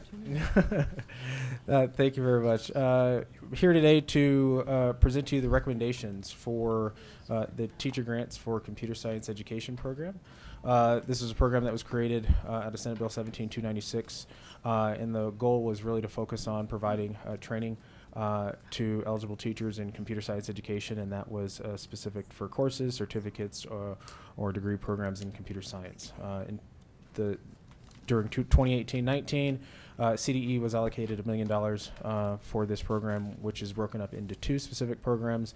One is for the district-determined professional development, which is what I'm here talking to you about today, and the other one is for an elementary teacher-focused grant program, which is a program that is actually in the process of seeking applications here just about this time. So throughout this, in your packet, you should have information that shows the list of the districts to which recommendations have been made. As you can see, there were 24 applications received representing 22 districts, 1 BOCES, and a charter, totaling over 470,000. And the recommendations are for 24 at $465,000. In addition to that, I believe Dr. Colesman made available to you the computer science, the legislative report for 2018. That should also be able to give you some information in terms of what transgressed this last year in the grant program. So, with that, that concludes my presentation, and I will turn it over to you for any questions. Questions from members of the board? Yes, Ms. Rankin. Do we get any reports on the effectiveness of the training? I know our job is only to count how many teachers have gone through it, but that's just the process. What I want to know is how they've implemented it or how they've used what this grant backed them for within their job. Yeah. In terms of effectiveness, I think that winds up being a broad question. We have been able to solicit some feedback from some of the school districts in terms of how they've been able to actually use the funds, and been able to have a couple of examples. One from Mesa Valley School District, where they were able to use their funds to be able to train 10 elementary, 26 middle, or 10 elementary and 26 middle and high school teachers in code discovery. So from what we're gathering from some of the experiences, they've all been relatively positive. The question right now just becomes the time frame of actual implementation. So with us now just completing the first year, our ability to kind of circle back and see how this has actually moved forward in terms of its ability to get to students is still probably another year or so off. However, what we've continued to see is certainly just appreciation for participation in the program and the ability to be able to use this opportunity to be able to train more teachers in computer science. Do we have a plan for the end of next year or 2 years from now to circle back with the first grant recipients? And I don't mean it in a negative way. I mean it in a very positive way. If some people have found that to be really effective, we can spread that idea, but I want to know how many students are benefiting from it. We can certainly put together a plan in terms of the overall effectiveness of each of the programs.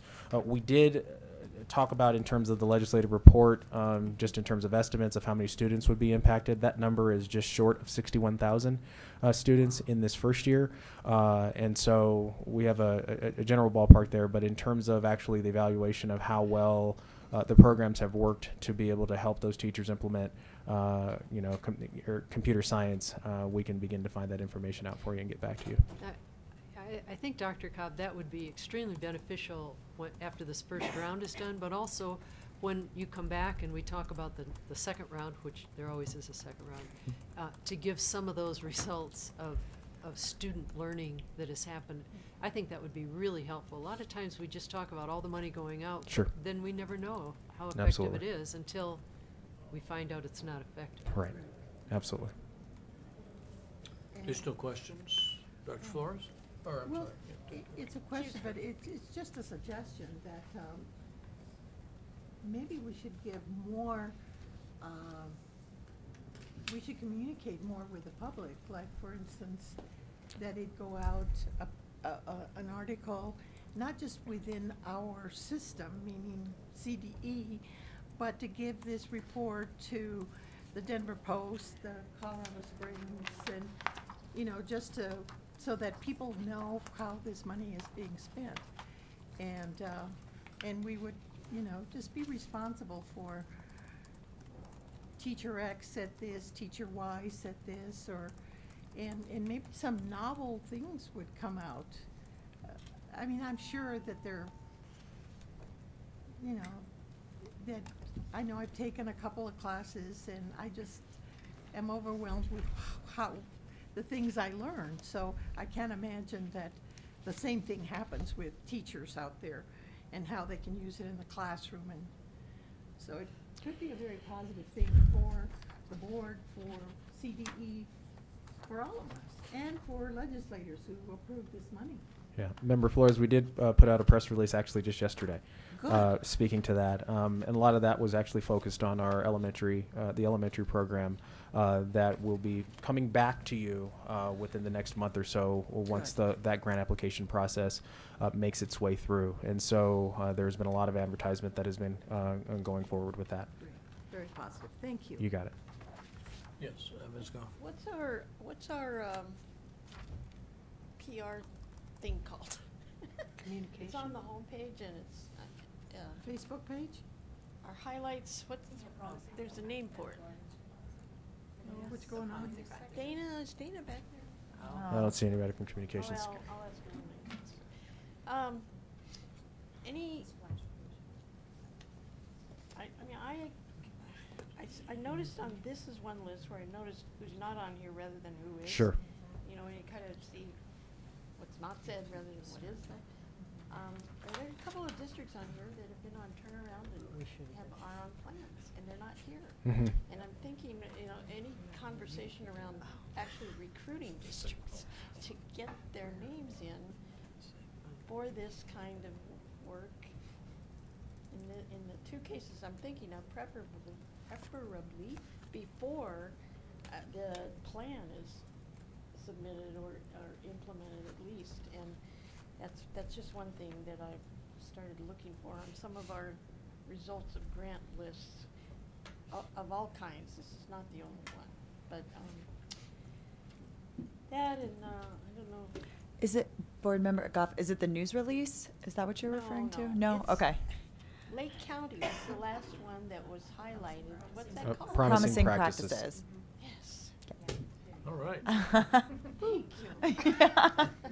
No, but things like this would to be maybe apply to that too. Yeah, we can certainly speak to communications about that.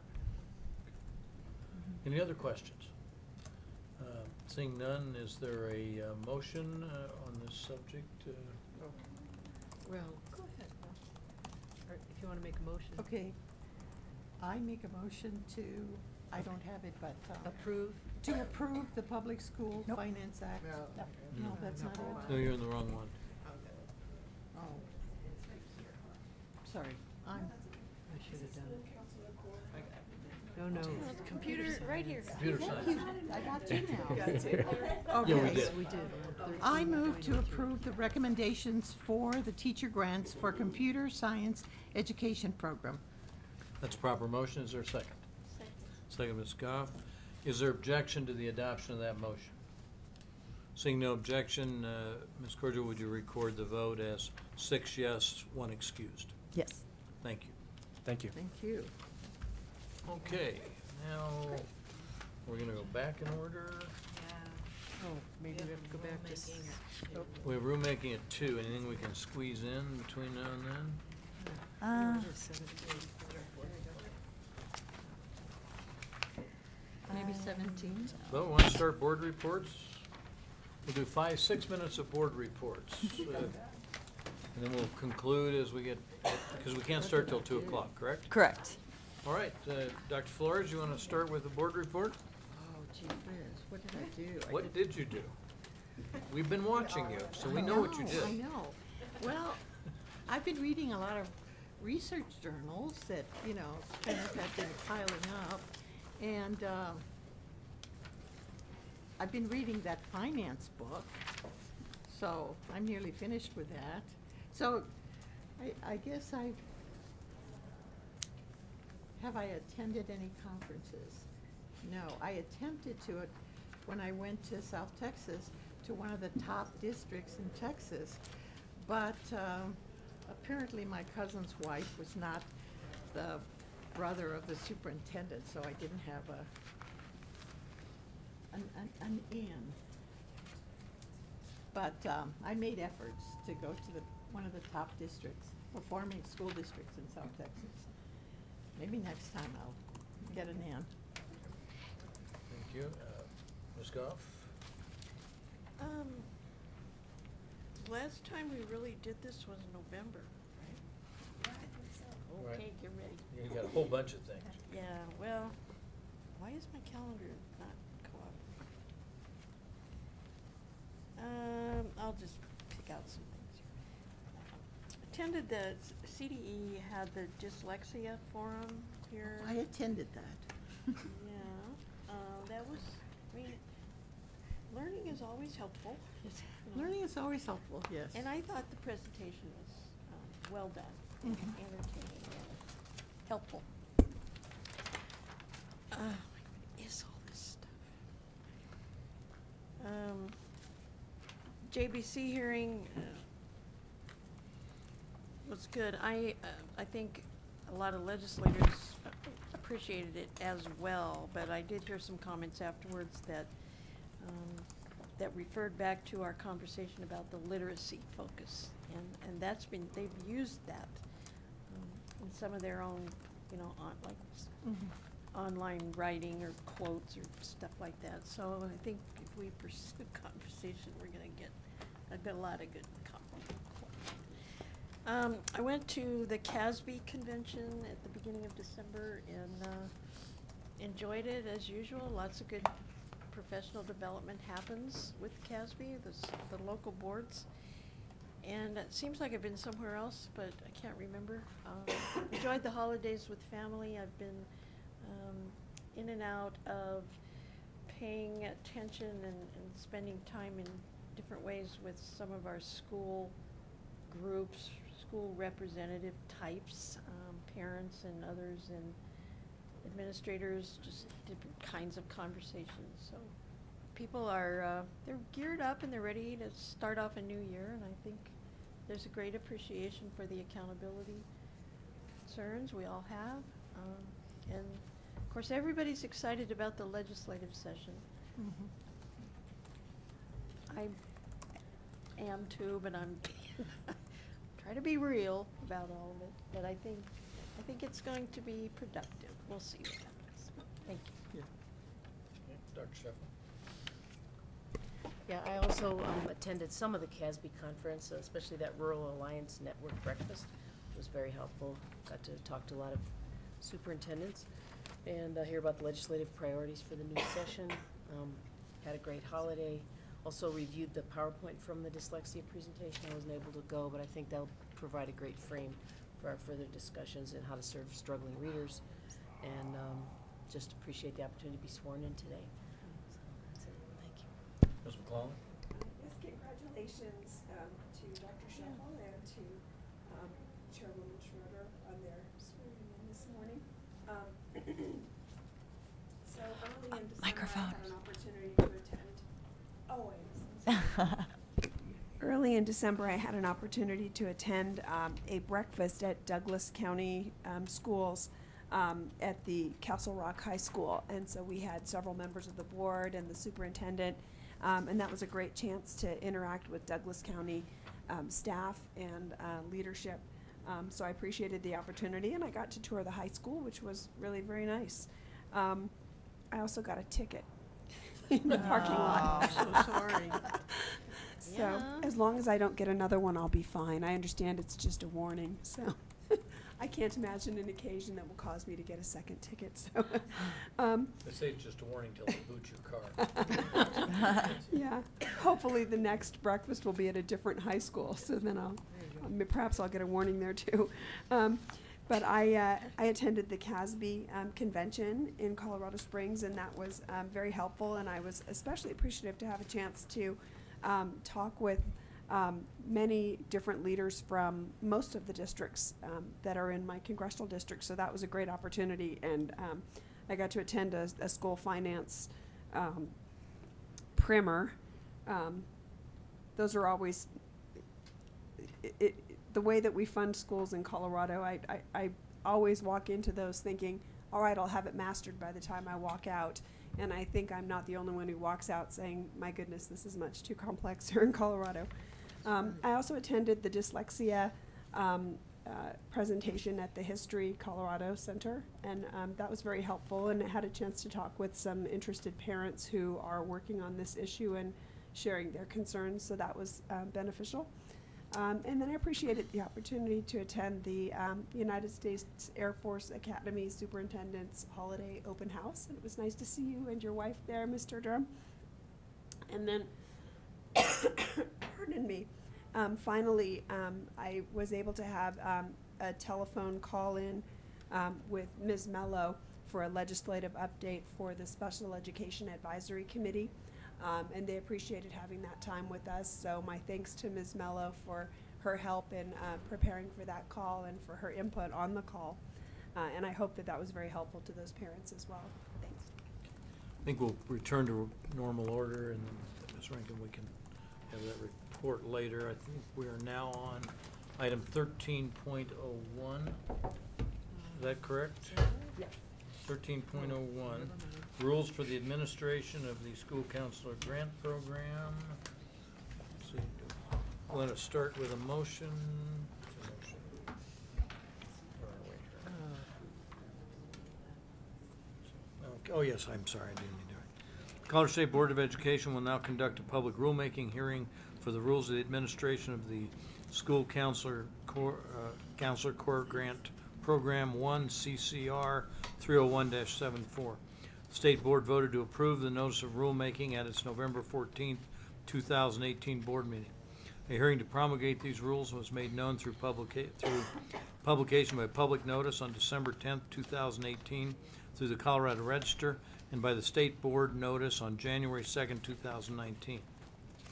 The State Board is authorized to promulgate these rules pursuant to 22-2-107 open paren 1 close paren open paren C close paren CRS. Ms. Pearson, is the staff prepared to provide an overview? Yes, thank you, Mr. Chair. I'll turn it over to Misty Ruthven right now. Thank you, Ms. Pearson. Ms. Pearson. So, good afternoon, everyone. Mr. Chair. So, it's happy 2019. Happy New Year to everyone. So, today we are having the hearing for the administration of the School Counselor Core Grant. So, this is the hearing part of this process. And for today's rulemaking hearing, we have 4 documents for you. The memo outlining the bill that requires the change to these rules, which is House Bill 18-1309. This was a definition change and technical changes made by the Attorney General's office. Also, the red line of the suggested changes to rules, which are minimal and we will go through, the clean copies of the recommended rules, and a crosswalk of changes with Colorado statute. So as mentioned previously, this is prompted by House Bill 18-1309. This definition change is one that will allow districts to hire school counselors when they're still being trained as interns in their school counseling program. This bill was supported by rural school districts to provide additional hiring flexibility for this grant program, so the School Counselor Core Program. As a reminder, the School Counselor Core Grant Program provides districts and schools funding for school counselors to assist students with college and career readiness. This $10 million program has served nearly 200,000 students, 56% of those participating in free and reduced lunch, and about 25% of the recipients are charter schools. So we have not, to date, received any public comment on the rulemaking hearing or the rules themselves and the changes. And these rules were shared broadly with school and district personnel as well as counselors themselves. As a reminder to all of you, if today's vote is not unanimous, we will roll into February for these changes. And with that, Mr. Chair, would you like me to walk through the changes specifically, or would you like to take questions? Please, why don't you walk through the changes? Great. So if you turn your attention to the red line version of this, the red line that you see up top in the statement of basis of purpose, those are all technical changes that are made by the Attorney General's office to simplify and make the rules cleaner. The one technical change that you will notice is in the definition of school counselor, which is if you turn to page 2 of the rules and 2.00 parens 7, the addition of the sentence of this includes a person who holds a special services intern authorization and then pursuant to the statute listed. The remainder of changes made are purely technical in nature, made by the Attorney General's office, just as cleanup since these rules were open. With that, Mr. Chair, I'm happy to take questions. Questions from members of the committee? Dr. Shelley. Quick question. Is it part of what the counselors work with students on, part of it to help them see what scholarships they might get to minimize debt, talk about vocational options, not just college, although both are good for post-secondary? Is that part of it, or is that micromanaging what's in the rules too much? I just thought I'd ask. Mr. Chair, would you like me to? Yes, please. Certainly, Dr. Scheffel, thank you for your great question. So it would take me a minute to find it, but there is, right here.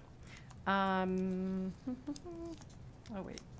There is a section of these that do talk about helping students understand career advising as well as college advising, and also within our ICAP provisions, the individual career and academic plan, for folks to be helped with financial literacy, financial aid, the availability of scholarships and grants. So certainly that's something we could look in to tying those together, since counselors are usually helping with ICAP, if that's helpful. There used to be something, you remember Gully Stanford, didn't he do some work at the state with some kind of site that helped students go in and, I don't know, what was it called, College in Colorado? Is that part of this, or they can use that as a resource, or is that something that no longer exists? So certainly districts have the flexibility and choice to use multiple tools, including College in Colorado. Yeah, okay, thank you. Any further questions? Just one, how large is the grant this year? So the total allocation every year, annual allocation is $10 million. So it's $10 million per year? Per year. And how many is that, counselors is that traditionally funded? Somewhere between 150 and to 200. And this is primarily rural or not exactly? I'm so glad you asked. So I have the exact percentages. It's almost 60% rural and about 40% urban, suburban. Thank you. Is there anyone in the audience who would like to testify on this, on these rules? Seeing none, we'll close public testimony. Is there a motion?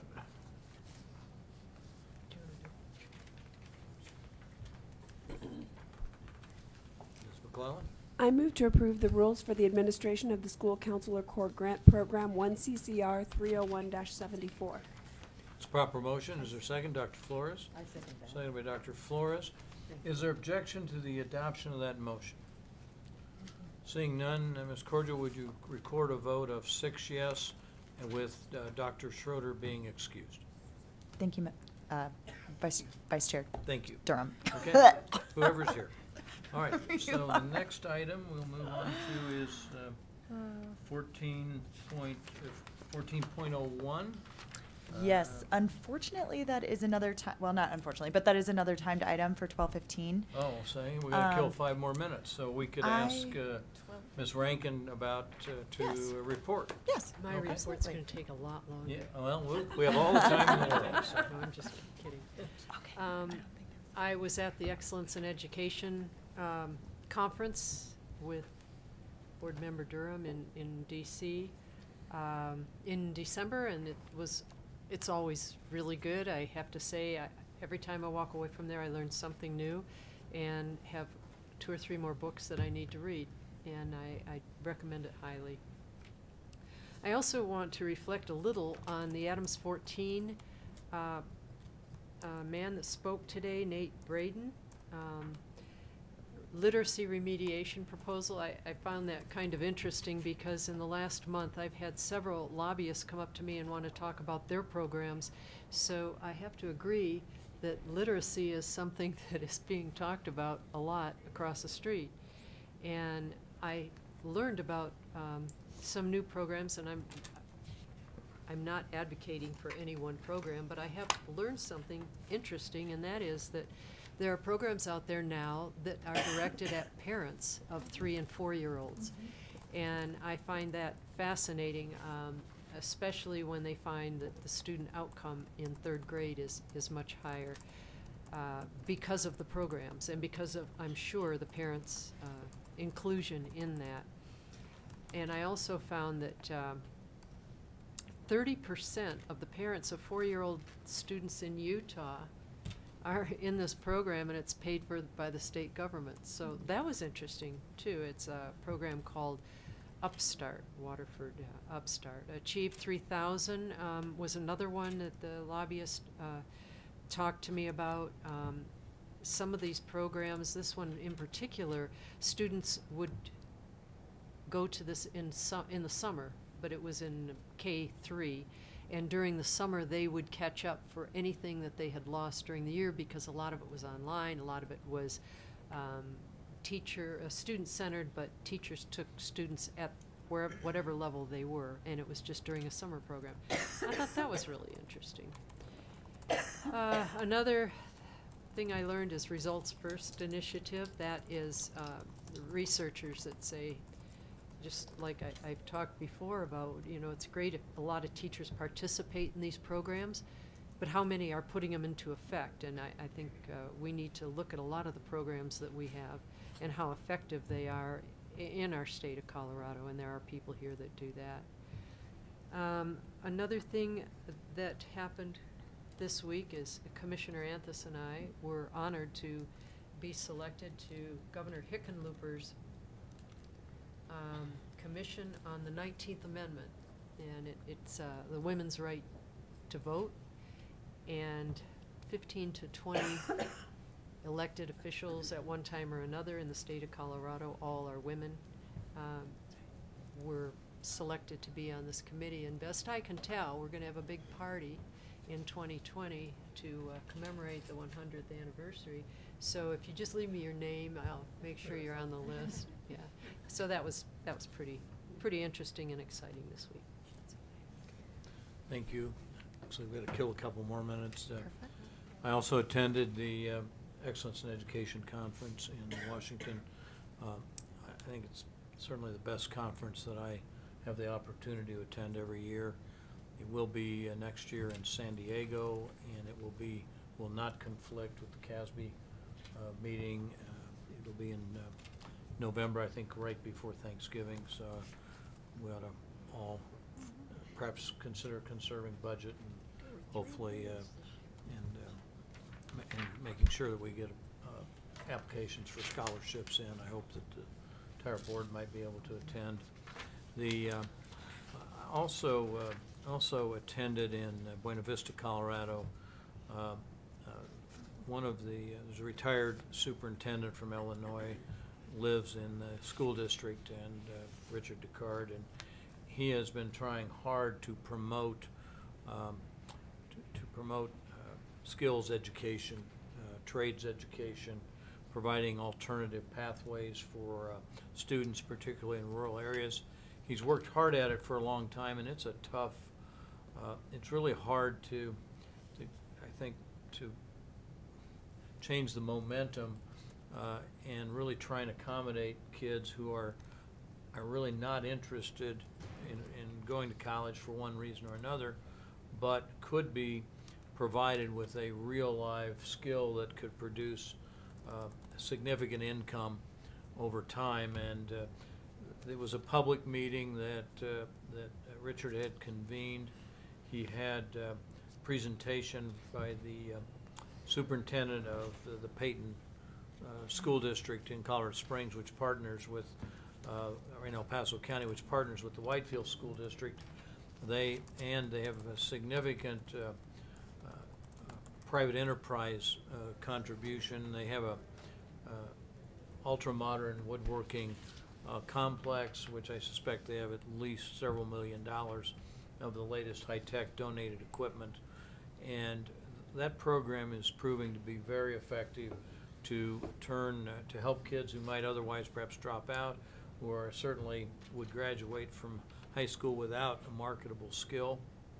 And I think we ought to be, as a board, taking the opportunity to look to see how we can promote these kinds of activities and encourage school districts to provide alternative paths, because I think it's clearly a way of the future.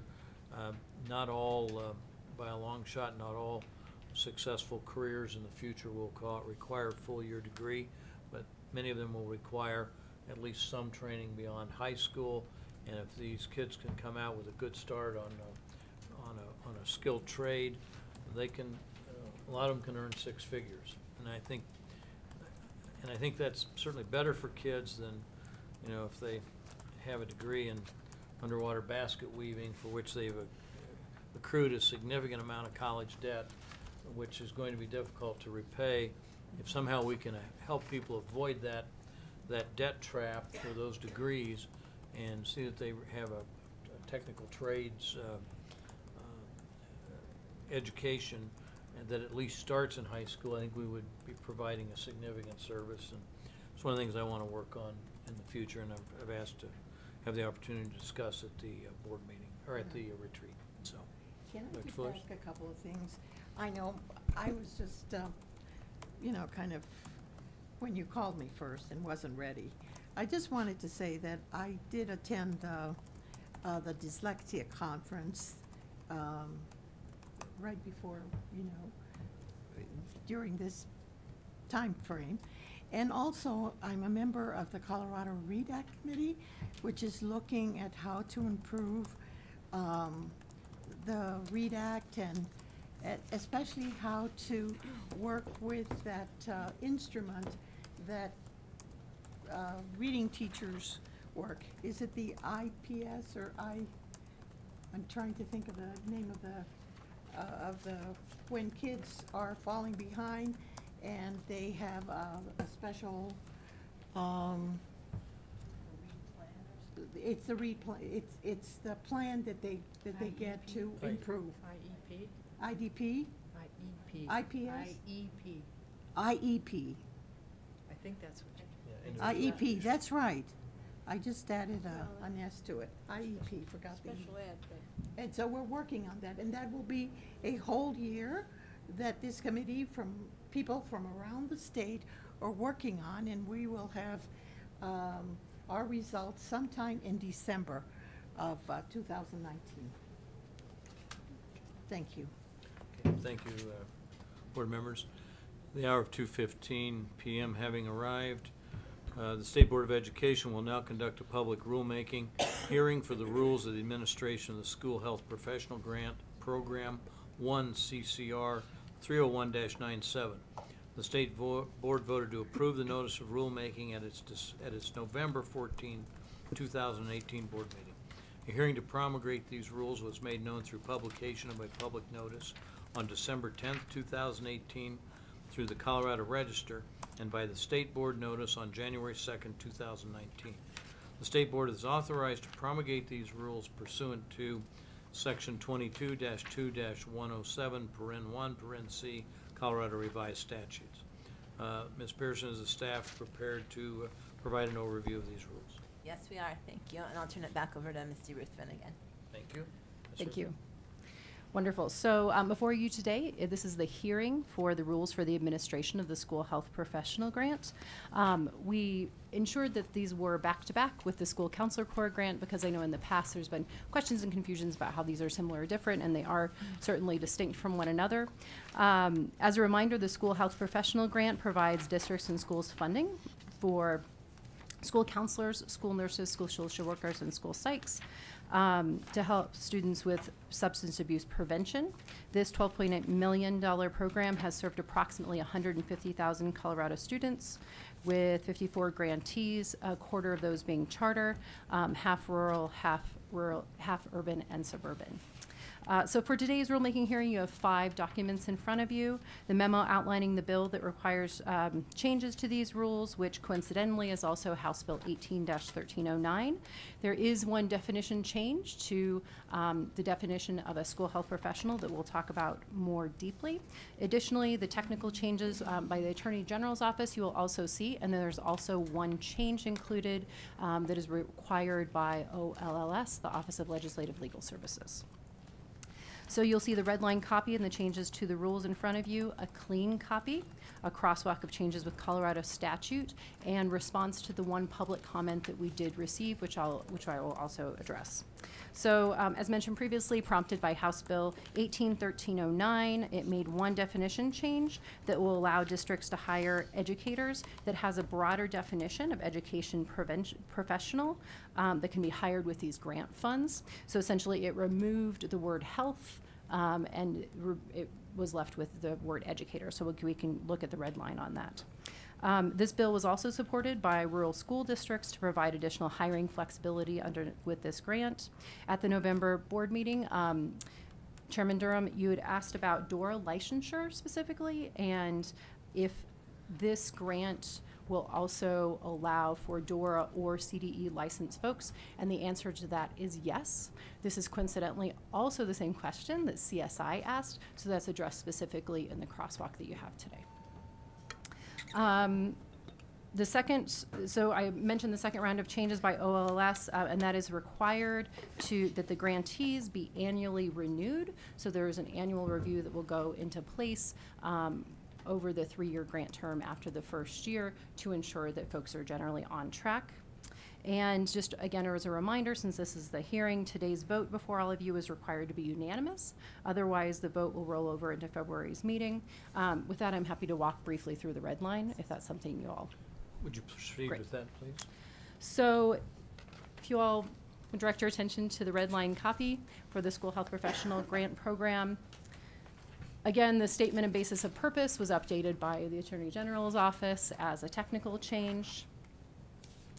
The school health professional grant definition, which is 2.00(3), health was struck. And so we just listed that exactly as in the update of statute. We did coincidentally notice that there was a technical error that had been made in the drafting of the original rules, and so we did remedy that, which is the additional red line you'll see in the definition. Also, the application timeline, which is 2.01(1), is the change that was being required by OLLS, which you'll see is outlined on the review every year by department staff for additional appropriation. The remainder of the changes that you'll see are simply cleanup again by the Attorney General's office. So with that, I'm happy to take questions. Questions from members of the board? Ms. Rankin? No. Okay. I just have one. What's the size of the grant this year? So the full allocation is $12.8 million annually. Thank you. Okay, Dr. Sheffel, did you have a motion? I will. I move to approve the rules for the administration of the School Health Professional Grant Program, 1 CCR 30197. That's a proper motion, seconded by Dr. Flores. See, is there, sorry? Oh, yeah, and I missed it, I'm sorry. Let's see. Is there objection, or is there any discussion? Seeing none, is there objection to the adoption of that motion? And did I forget to read something? I was just going to confirm that there's no one signed up for public testimony. Oh, that's on the right, rules. I'm sorry. Anyone clamoring to testify? Okay. Let's see. Is there objection to the motion to approve the grant? Seeing none, that motion is declared adopted by a vote of 6-0, with Dr. Schroeder being recorded as excused. Thank you. Thank you all. Okay, go ahead. No. Found a way. Next we have, and I believe we have the people here from the Colorado State Land Board. If you would, do we have, oh, we good. Mr. Ryan's here, and anyone else, Mr. Ryan? Are you, it's a dangerous place to come alone. I'm a solo act today, Yeah. Commissioner. Well, thank you for being with us to provide this report on the activity of the State Land Board. I've had the pleasure of meeting with Mr. Ryan on a couple of occasions, and I have great appreciation for the work that they do, and the work that I think needs to be done to ensure that that these trust funds continue to play a significant role in the funding of public education in the future. So, Mr. Ryan, you're on. Thank you, Commissioner. Thank you all for having me today. It's a wonderful opportunity to tell you a little bit about what the Land Board does. I think Commissioner Durham has shared some informational packets with you previously about our work. I think our annual report, some of our marketing materials. But it's also an honor to get to come here and do it in person because, frankly, we serve the same constituency. We exist to serve K through 12 education. So thank you very much for the opportunity to tell you what we do. I've got about 15 minutes of prepared remarks. Feel free to interrupt me at any point, or you can ask me questions at the end as well. Let me start with a bang. In the last decade, the State Land Board has earned about $1.4 billion for public education in Colorado. We're incredibly proud to be the primary funding source for the BEST program that you all oversee, the capital construction program for the Department of Ed. Since the inception of that program in 2008, we've distributed about $600 million to BEST, and of course they've leveraged that and built schools all over the state. Perhaps the best way to give you a little bit of an understanding of the Land Board is to have a quick U.S. history lesson about how we came to be. And I suspect being here in a room full of educators, and I'm a finance major, I may get some of this wrong, but I think it's mostly correct. But it's the 1780s. The Treaty of Paris has just been signed, ending the American Revolution. We're just a collection of states at this point. We don't even have a constitution yet.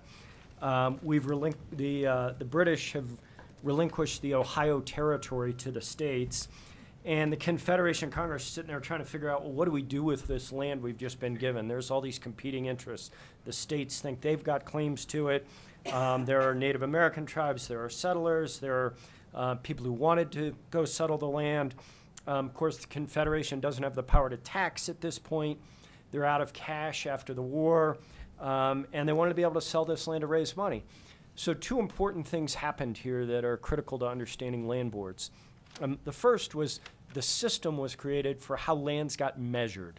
And I'm going to show you a map of that in just a second. It's often referred to as the Jefferson Grid because Thomas Jefferson was sort of the idea behind how lands in the western U.S. all got measured.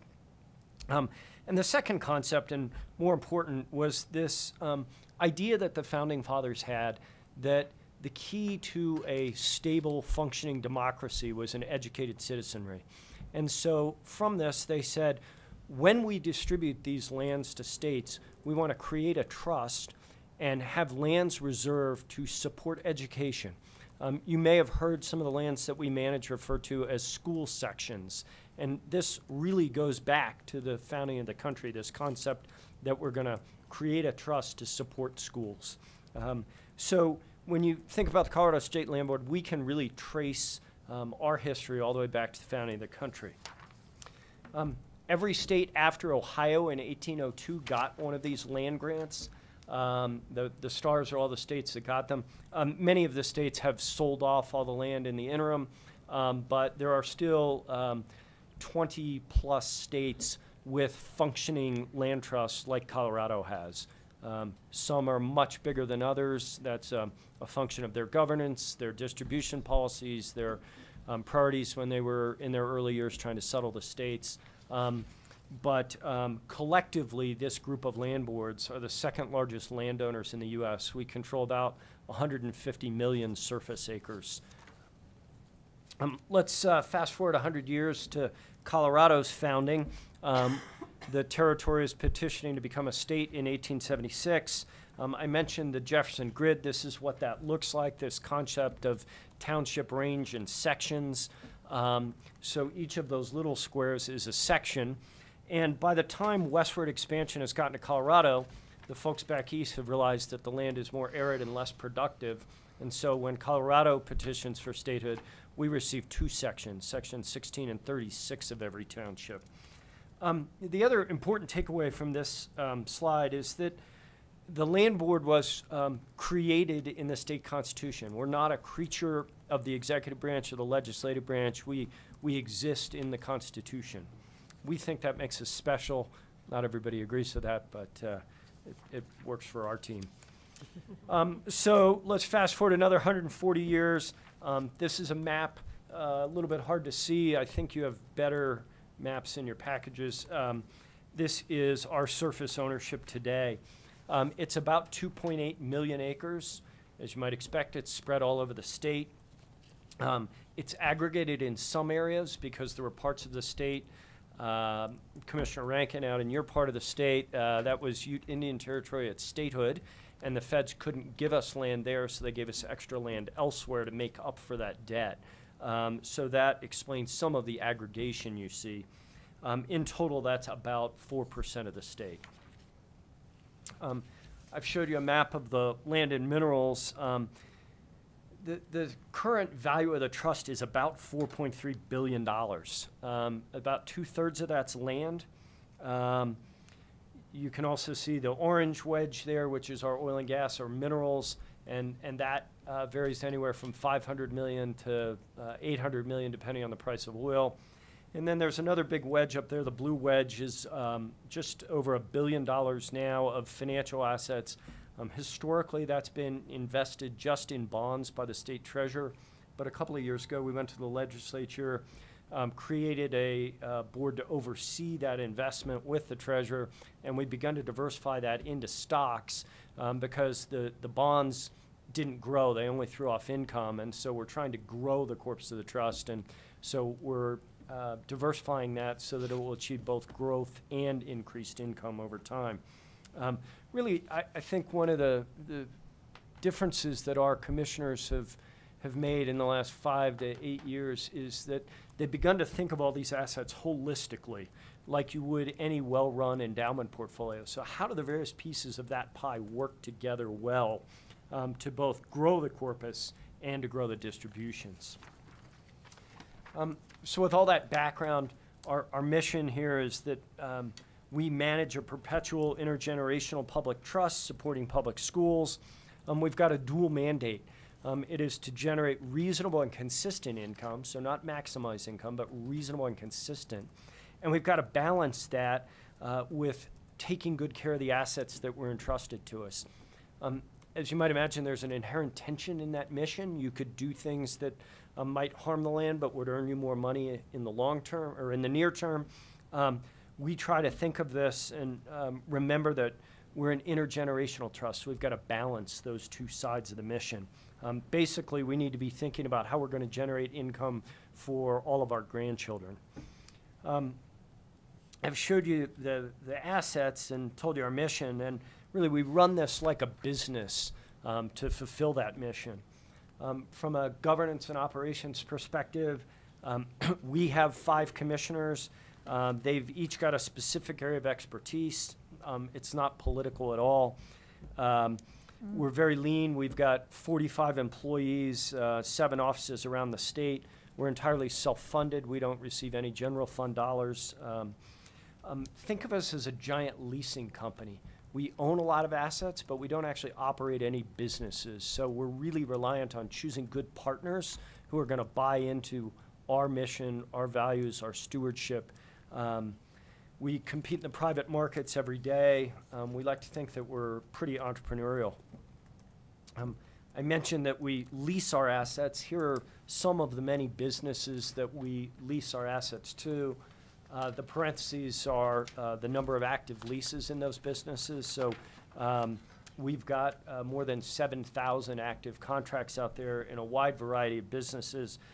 You all may know some of our lessees. I know you're from all around the state, and I suspect that some of your friends and neighbors and constituents are partners and customers of ours. Zooming out from the individual leases, here's a chart of our current, our recent revenues. And what I want to point out to you is the biggest piece of this at the bottom of those bars, the gray portion, those are our extractive businesses, our oil and gas, our coal, our minerals.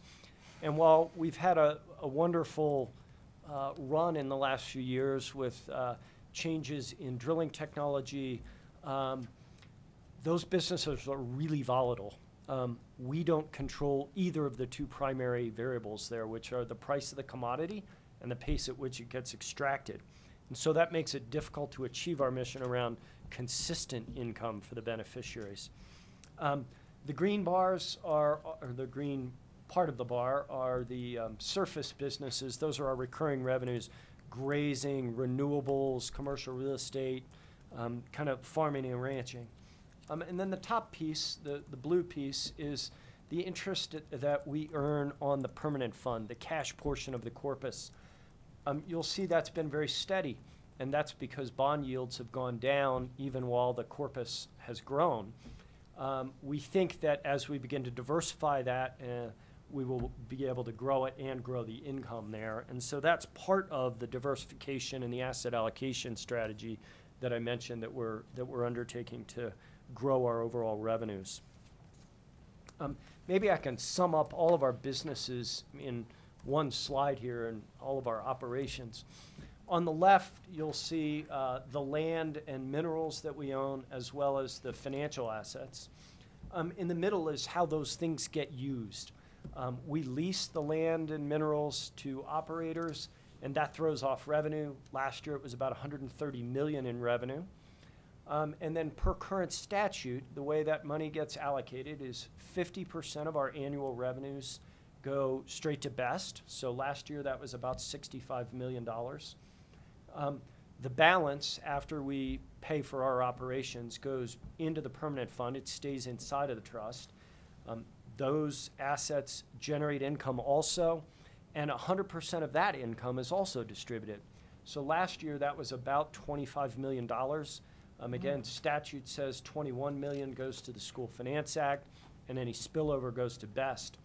So in total last year, we generated about $155 million, and $90 million of it was distributed, about 60% of everything we did. We could have a healthy discussion about whether that's a good distribution policy for an intergenerational endowment, but that's what the statutes say today. With that, I guess I want to leave you with, we really enjoy the mission of working for the school children, and our board travels around the state several times a year, and every time we go to a community around the state, we try and tour the best school. It's incredibly rewarding to go into those schools and see the change that our work has, not just on the school children, on the teachers, but on the whole community, the parents. The school really becomes a center of pride for those communities. And so we're incredibly proud of the work we get to do every day and the opportunity to serve the school children of Colorado. That's the end of my prepared remarks, and I blew through that pretty quickly. Happy to answer any questions. Thank you, Mr. Ryan. Questions for Mr. Ryan? Ms. Rangan? Yeah, Thank you. Mr. Ryan, thank you for that presentation. It's most helpful. I want to refer back to the, it's not numbered. It's kind of the picture that's yellow with a lot of blue dots. Yeah. There you go. And I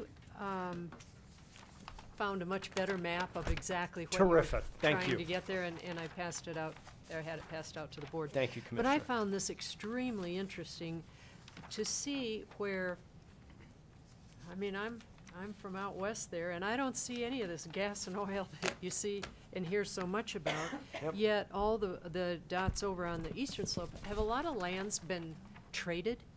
Well, thank you for the question, Commissioner.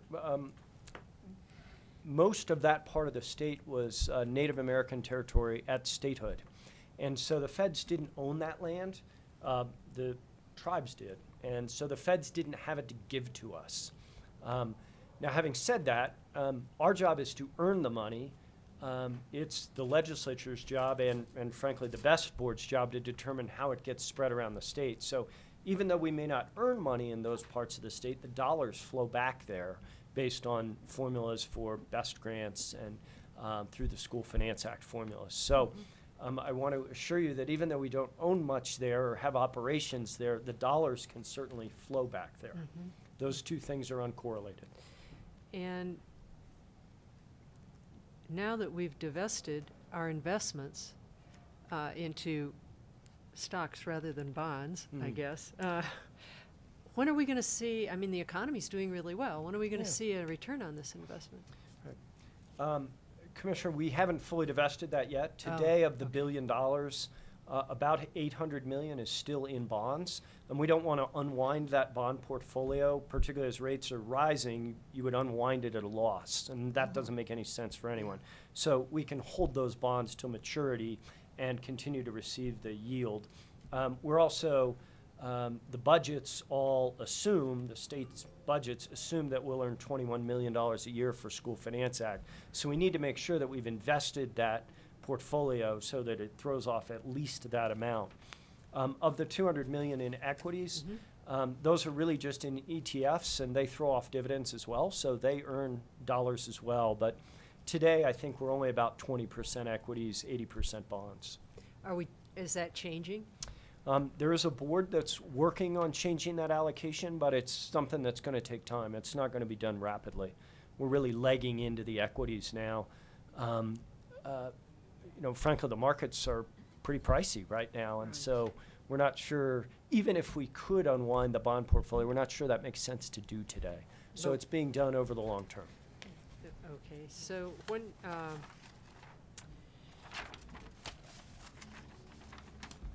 I guess we can't project what that will be at all because it's going to be a lot more volatile. It is from a corpus perspective, but from an earnings perspective, it doesn't have to be. You can invest that in things that earn dividends, just like you can invest the bonds for a particular yield. So who's doing this for? I mean, who? You must have more than just people like us. Well, thank you. The chair of it's called the Permanent Fund Investment Board. The chair is the state treasurer by statute. And then the treasurer picks 3 members of that board, and then the 5th member is one of the land board commissioners.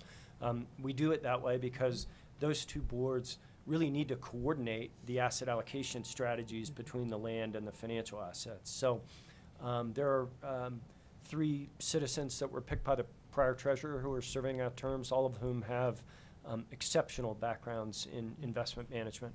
Sure. Okay. Thank you very much. You're welcome. Further questions? No, I Yes? thought that was an excellent presentation. Thank you very much. Thanks. Mr. Ryan, to kind of outline the problem that the board's facing, if you're trying to get more in line with a charitable trust kind of circumstance, and the one I'm familiar with is El Pomar in Colorado Springs, where their initial endowment was $2 million. Today they have about $500 million in assets. And if they had not been allowed to keep part of their income every year and put it into their investment fund, today they would be giving away $100,000 a year as opposed to the $25 million or so that they do give away. And I think, is that the challenge that the board's facing, that you're perhaps not returning enough of your income to the investment, to the fund, in order to be relevant 50 years from now and be able to essentially have the same purchasing dollar value for the next generation, the generation after that? Is that the problem? Yeah, Commissioner Durham, thank you for the question, and I hope I didn't use the word problem, but as we look out, I would tell you that this endowment, even though it's an intergenerational endowment, it doesn't have a distribution policy like you might find for a university endowment or for some of the longer-term community endowments you referenced, Del Pomar. But there are lots of big Daniels national intergenerational endowments that want to both grow the corpus and grow the distributions. The Land Board today has distribution policies that don't align with that sort of a setup. Specifically, I think I showed you a chart there of how our dollars get distributed. But think about this intuitively. Every year, the majority of our income comes from asset sales. That is, we sell oil and gas, we sell coal, we sell minerals. And yet, we take those asset sales and distribute half of the proceeds from it every year. So they leave the trust. Additionally, the financial portion of the trust, the $1 billion in financial assets, can't even keep up with inflation because 100% of the earnings from those assets are also distributed every year. So I would tell you, our commissioners actually hired a financial consultant last year to do a study on this, and they looked at it and they said, wow, if you keep that up, 20 years from now, your corpus is going to be $200 million smaller, and your distributions will also be smaller. And so you ought to do some things that can both change the asset allocation and change the distribution policy so that you can grow the corpus and grow the distributions. They've made some recommendations to us, and we've taken no action on those because, frankly, the first step is to make sure that the education community, the beneficiaries, agree that that's an issue that needs solving. And then we've got to work with them to figure out, well, what does a solution look like? And then it'll need to be a legislative fix, frankly. We're in the very early stages of that, but maybe this board could be helpful. We're going to need someone who can be a center point for the various different education constituencies that are out there that all have, honestly, their own parochial interests, right? The CEA's interest in a solution might be different from CASB's, be different from the rural schools. And our job is not, I just want to be real clear, the Land Board's job is to manage the trust. We don't say who gets the distributions. That's not our purview. That's the legislature. So we have an interest in trying to find a way to grow the trust over the long term and grow the distributions. And we know that that's not what's happening right now. And we're just in the early stages of what would we do, what would a fix to that look like, and who needs to be at the table. Well, Mr. Ryan, I know one member can speak for the board, and I'll just provide a personal observation that government generally is very deficient in two aspects. One is self-discipline, and the other one is the concept of delayed gratification. And if we continue doing what we're doing, in not all that many years, we will have a fund that contributes in real dollars little or practically nothing to the education of our children. If we exercise a small amount of self-discipline and rely on the power of compound interest, we can continue to make significant contributions to education for generations to come. It's hard to get any legislative body not to spend every dollar they have, but hopefully you will come forward with a proposal, at least that certainly I will support, and I hope my colleagues would, that takes a long-term view rather than a short-term view of the continuing contribution and the importance of that contribution to public education. So thank you for your presentation and good luck with your efforts. Thank you, Commissioner. Thank you all very much. Appreciate you having me. Thank you. Okay. All right. Now we are, where are we? Elizabeth, where are we? We are on Denver, item right? 17.01, the certification of state share entitlements. 17.01, okay. Great, 17.01. So close. Hey, big spender. Oh, no. Here we are. Okay, let's see here. Yeah, this is, Yep. you got, oh. Next item on our agenda is the consideration and certification of state share entitlements pursuant to the School Finance Act. Ms. Pearson and staff ready to give us a quick presentation. Yes, indeed. I'll turn it right over to Jennifer Oaks. Ms. Oaks. Thank you. So I'll make this quick, but we'll entertain any questions that you all have. So this is the regular presentation. You get this 3 times a year. It's for you to certify the state share payments or entitlements that are distributed to school districts pursuant to the School Finance Act. So we last did this presentation in August where you certified the payments from July through November. And so today you're asked to certify the monthly entitlements for December. And those were updated based upon the updated pupil counts and updated assessed valuations. Then we will be back next month to have you certify the January through June payments as well. Those we anticipate very, very minor adjustments from today. Just with those last finalization, I think the pupil counts changed between December and January, which we finalized the pupil count by 2.5 students. Some of the assessed valuations have been updated just very, very slightly. So what you see today before you will be very similar to what will be presented next month.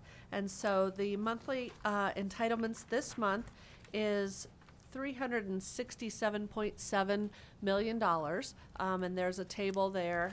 The table is, it's really that fifth line or fifth column in on that table. And this is slightly down from the amounts that you certified for the first few months of the year, and that's simply because of a decrease in pupil enrollment, also the decrease in at-risk students, the free lunch students, this based upon the Student October, and then also higher state or local property taxes. And so that's reduced the state share by slight amount. Questions from members for Ms. Oaks? Yes, Ms. Rankin. On the last page, the monthly entitlement total is 367 million, and then the payment is 360. We're 7 million. Is that just because of pupil count? No, so those are adjusted for the rest of those columns. So the monthly entitlement, that 367.7, that's straight from the school finance, the calculation that's based upon statute. Then those other columns are different adjustments that we make pursuant to statute or district request. So the swap adjustment is the first one. That's an adjustment for the School to Work Alliance program, and so any districts who participate in that, we withhold the funds at their request and just get them straight to the Division of Voc Rehab on behalf of the districts. So we're playing the transfer of money in that case. Okay. Charter School Intercept is very similar. It's that payments for the charter schools for that. I get it now. Okay. Thank you for that explanation. And then, can you tell me how much the enrollment has gone down just since, I guess you're going to say October something? Yep. So, let me get my cheat sheet here. Curious. So we saw the funded pupil counts decrease by 1,057 students. So that was a 0.12%. Wow. Based upon what was approved in the last year's School Finance Act. The at-risk pupils decreased by 9,893.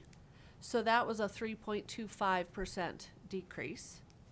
And so then the total program, the overall school finance, decreased by 21.5 million. But then that 21.5 is made up of the local share. So the local share went up by 56 million, and then the state share decreased by the 77 million. So kind of, it's the combination of those three factors. And with the decrease in enrollment, do we know, I mean, is it totally across the state, or is it in any area that jumps out? And when I hear of 80,000 people moving into the state, is that saying they're not bringing kids with them? I'm trying to get a big picture They're of Colorado. millennials. It's the millennials, and they don't have children. Okay, they don't have, that's easy. Yeah, and so we didn't see any one area, it was distributed across. Okay, thank you very much. Any additional question, Dr. Flores? No, I was just going to make a motion. Okay, do you want to be the big spender? Go right ahead. I move to certify the December 2018 state share monthly entitlements to districts in the amount of $367,678,953.24. It's a proper motion. Is there a second? Ms. Goff seconds. Is there discussion? Any objection to that motion? Seeing no objection, Ms. Cordial, would you record a vote of 6 yes and with Dr. Schroeder excused? Yes, thank you. Okay. Thank you. All right, next, where are we now? Next is the item that Board Member Flores pulled from the consent agenda. 17 or 18.06? 19.05. I knew that. Yeah, very close. I knew that. 19.05, yes. Yes, here we go. All right. Shall we start with Mr. Concetti? Do you want to explain this item very quickly, or? Yeah, I'd be happy to. Sure. All right, so in your packet for item 19.05, you'll find information to support the action item regarding the Beacon Network Schools Innovation School Zone application from Denver Public Schools on behalf of Grant Beacon and Kepner Beacon Middle Schools. Both Grant Beacon and Kepner Beacon are current innovation schools in the district. The submitted application is to bring the schools together into an innovation zone. The decision for the board today is to determine whether to approve the request from Denver Public Schools to approve the zone application. I have Maya Lagana here with me from Denver Public Schools that can answer questions about the application. I'm also happy to answer any questions about the departmental review, but at this time I'd like to hand off to Ms. Lagana, who is going to start by providing a little bit of background on the proposed zone model for Beacon. Sure. Ms. Lagana? Thank you all for having me. So the Beacon schools are two high-performing middle schools in Denver Public Schools. So Grant Middle School is a traditionally underperforming and under-enrolled middle school in Platt Park when Alex Magana and a team took it over and turned it into an innovation school several years ago. I want to say 10 years ago now. It is now one of the highest performing and most popular middle schools in Denver.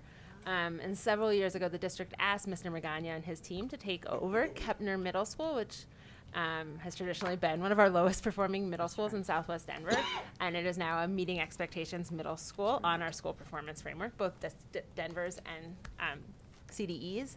And so these are sort of two schools that have replicated a model under the leadership of Mr. Magana, who served as sort of the executive principal since replicating, and they are desiring to form an innovation zone so that they have more flexibility about how the two schools can collaborate in order to better implement their model. So, you know, this is the third innovation school zone that DPS has brought forward to you, and sort of this is the first one where it's two schools that are a replication of the same model. So when I was here last spring, it was 4 IB schools, so similar but different. This is sort of two schools under the same model that are already under shared leadership, but just want the increased flexibility that an innovation zone brings them to implement their model.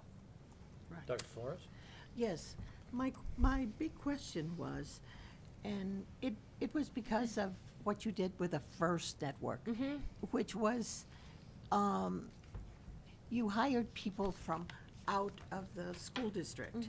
And so I thought that was kind of, if I can be very, very blunt, self-serving for the chair of the board and another person who had the network. But in speaking with Mr. Cottonsetti today, I did learn that Mr. Magana is a person who works for the district and is not out of network. In other words, it's not out of district. And that and that it wasn't supplanting individuals. I think a lot of people know, and I think the policy group that I belong to and that I chair right now looked into it some years ago and found that Denver Public Schools had 3-4 times more administrators than did the surrounding school districts such as Jefferson and Douglas and Cherry Creek. And so I just wanted to make sure that we weren't getting more administrators, and that's what I mean by supplant administrators from outside when we already have, you know, quite a large number of administrators within the district. So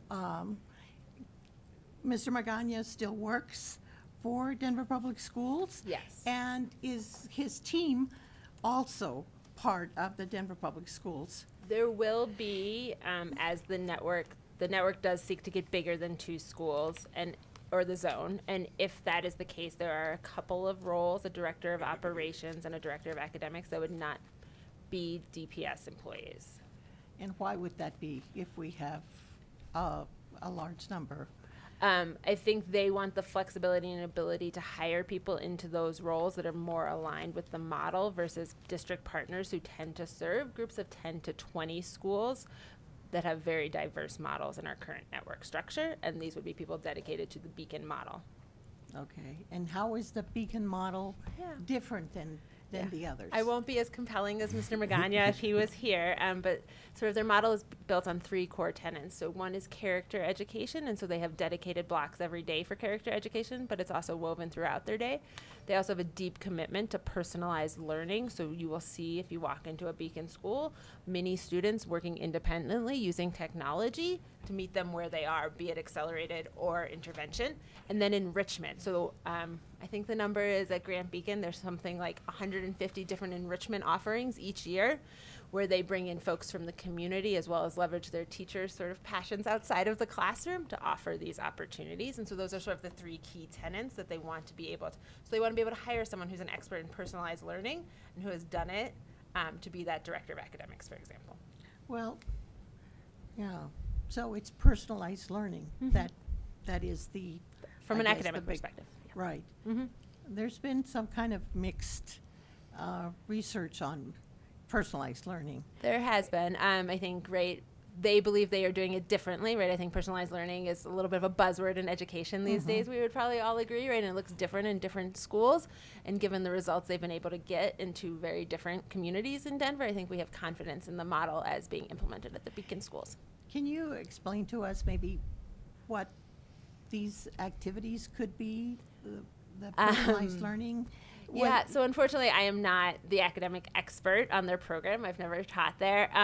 So I think they believe that it is the personalization both enables students to be met at their academic levels, but also to harness their interests. So if I am a student who is reading at a 7th grade level, but my passion is the arts, and Bill is also reading at a 7th grade level, and his passion is science, right? We can be learning the same skills in our literacy classes, but using texts that meet our interests so that we are more engaged in the learning. So, but then there also are kids, you know, who are at a 4th grade level and then can also be engaging in texts that are bringing their reading levels up. So it's both from an interest and a level perspective that they are able to do this. There are also teachers in the classrooms, to be clear. It's not an online school, but they're able to work in small groups that are more targeted as well because other students are using the technology to advance their learning. Would there be maybe an orchestra teacher who could start a chamber group or? Yeah, so they have a block at the end of every day that is not after school. It is a part of the core school day where there are, again, up to 60 different sort of offerings, and students do 2 to 3 per quarter. And so, yes, it's if a teacher wants to teach orchestra, but it's also if there is a parent in the community who is a yoga teacher, they can come in and do a yoga enrichment. So they have lots of different enrichment activities that also help harness and keep kids motivated in the learning. I'm trying to think, what did the Soviet Union call it? When they had, and they taught ballet and they taught the arts and I hate to bring up an example, but a gymnasium.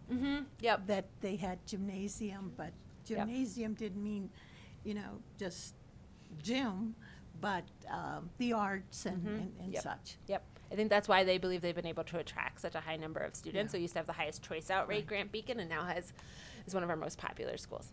Well, thank you so very much. I Yeah. think you've answered the questions that I had. Okay. Thank you. Ms. Rankin? I move to approve the Denver Public Schools Innovation Zone application request on behalf of Beacon Network Schools as set forth in the published agenda. I second that. Okay, it's been proper motion, moved and seconded. Discussion? Seeing none, is there objection to the adoption of that motion? Seeing none, Ms. Cordial, will please record a vote of 6 yes, no nos, and 1 excused, Dr. Schroeder being excused. Yes. Thank you, Maya. Thank you very much for your very time. much for coming. Thank you all. Thank you, Bill. Okay, are we, public comment, do we have anyone who would like to comment? Any members who'd like to, read significant materials? Yes, Dr. Flores. I have a comment. You know, I started first, and one of the things I was honored with by NASB, the National Association of School Boards, is I was chosen to be one of 22 members in the country to join their year-long look at early childhood in the United States. Congratulations. Thank you. Good. Yes. Thank you, Mr. Chairman. I just wanted to share with my fellow board members, just in case you haven't already filed your personal financial disclosure, your annual filing. I believe the deadline is tomorrow. And I received a note back from the Secretary of State's office saying it'll be processed in the order in which it was received. So I'm on pins and needles, hoping it will be processed by the deadline, but hopefully the receipt is enough. But I just wanted to remind everybody that that's due tomorrow. I for thought all it of was us. due on the 15th. That's the That's- honoraria reporting, the financial, but you've already been taken care of. For the honorarium. For both the we're working on the honoraria but the financial disclosure piece, that's due tomorrow. Oh, You're okay. Good So- to go. Thank you. I think, yes, we've all been well taken care of. Okay. Yes, Good. thank you. Further, is there anything else? I was getting ready to. That's it. Any questions or comments from members of the board? If not, we'll stand in recess till 9 a.m. tomorrow morning. Thank you. Thank you. Thank you. I got a receipt saying it'll be processed in the order in which it Yeah, but was it doesn't received. matter. As It's long the as- fact that they got it.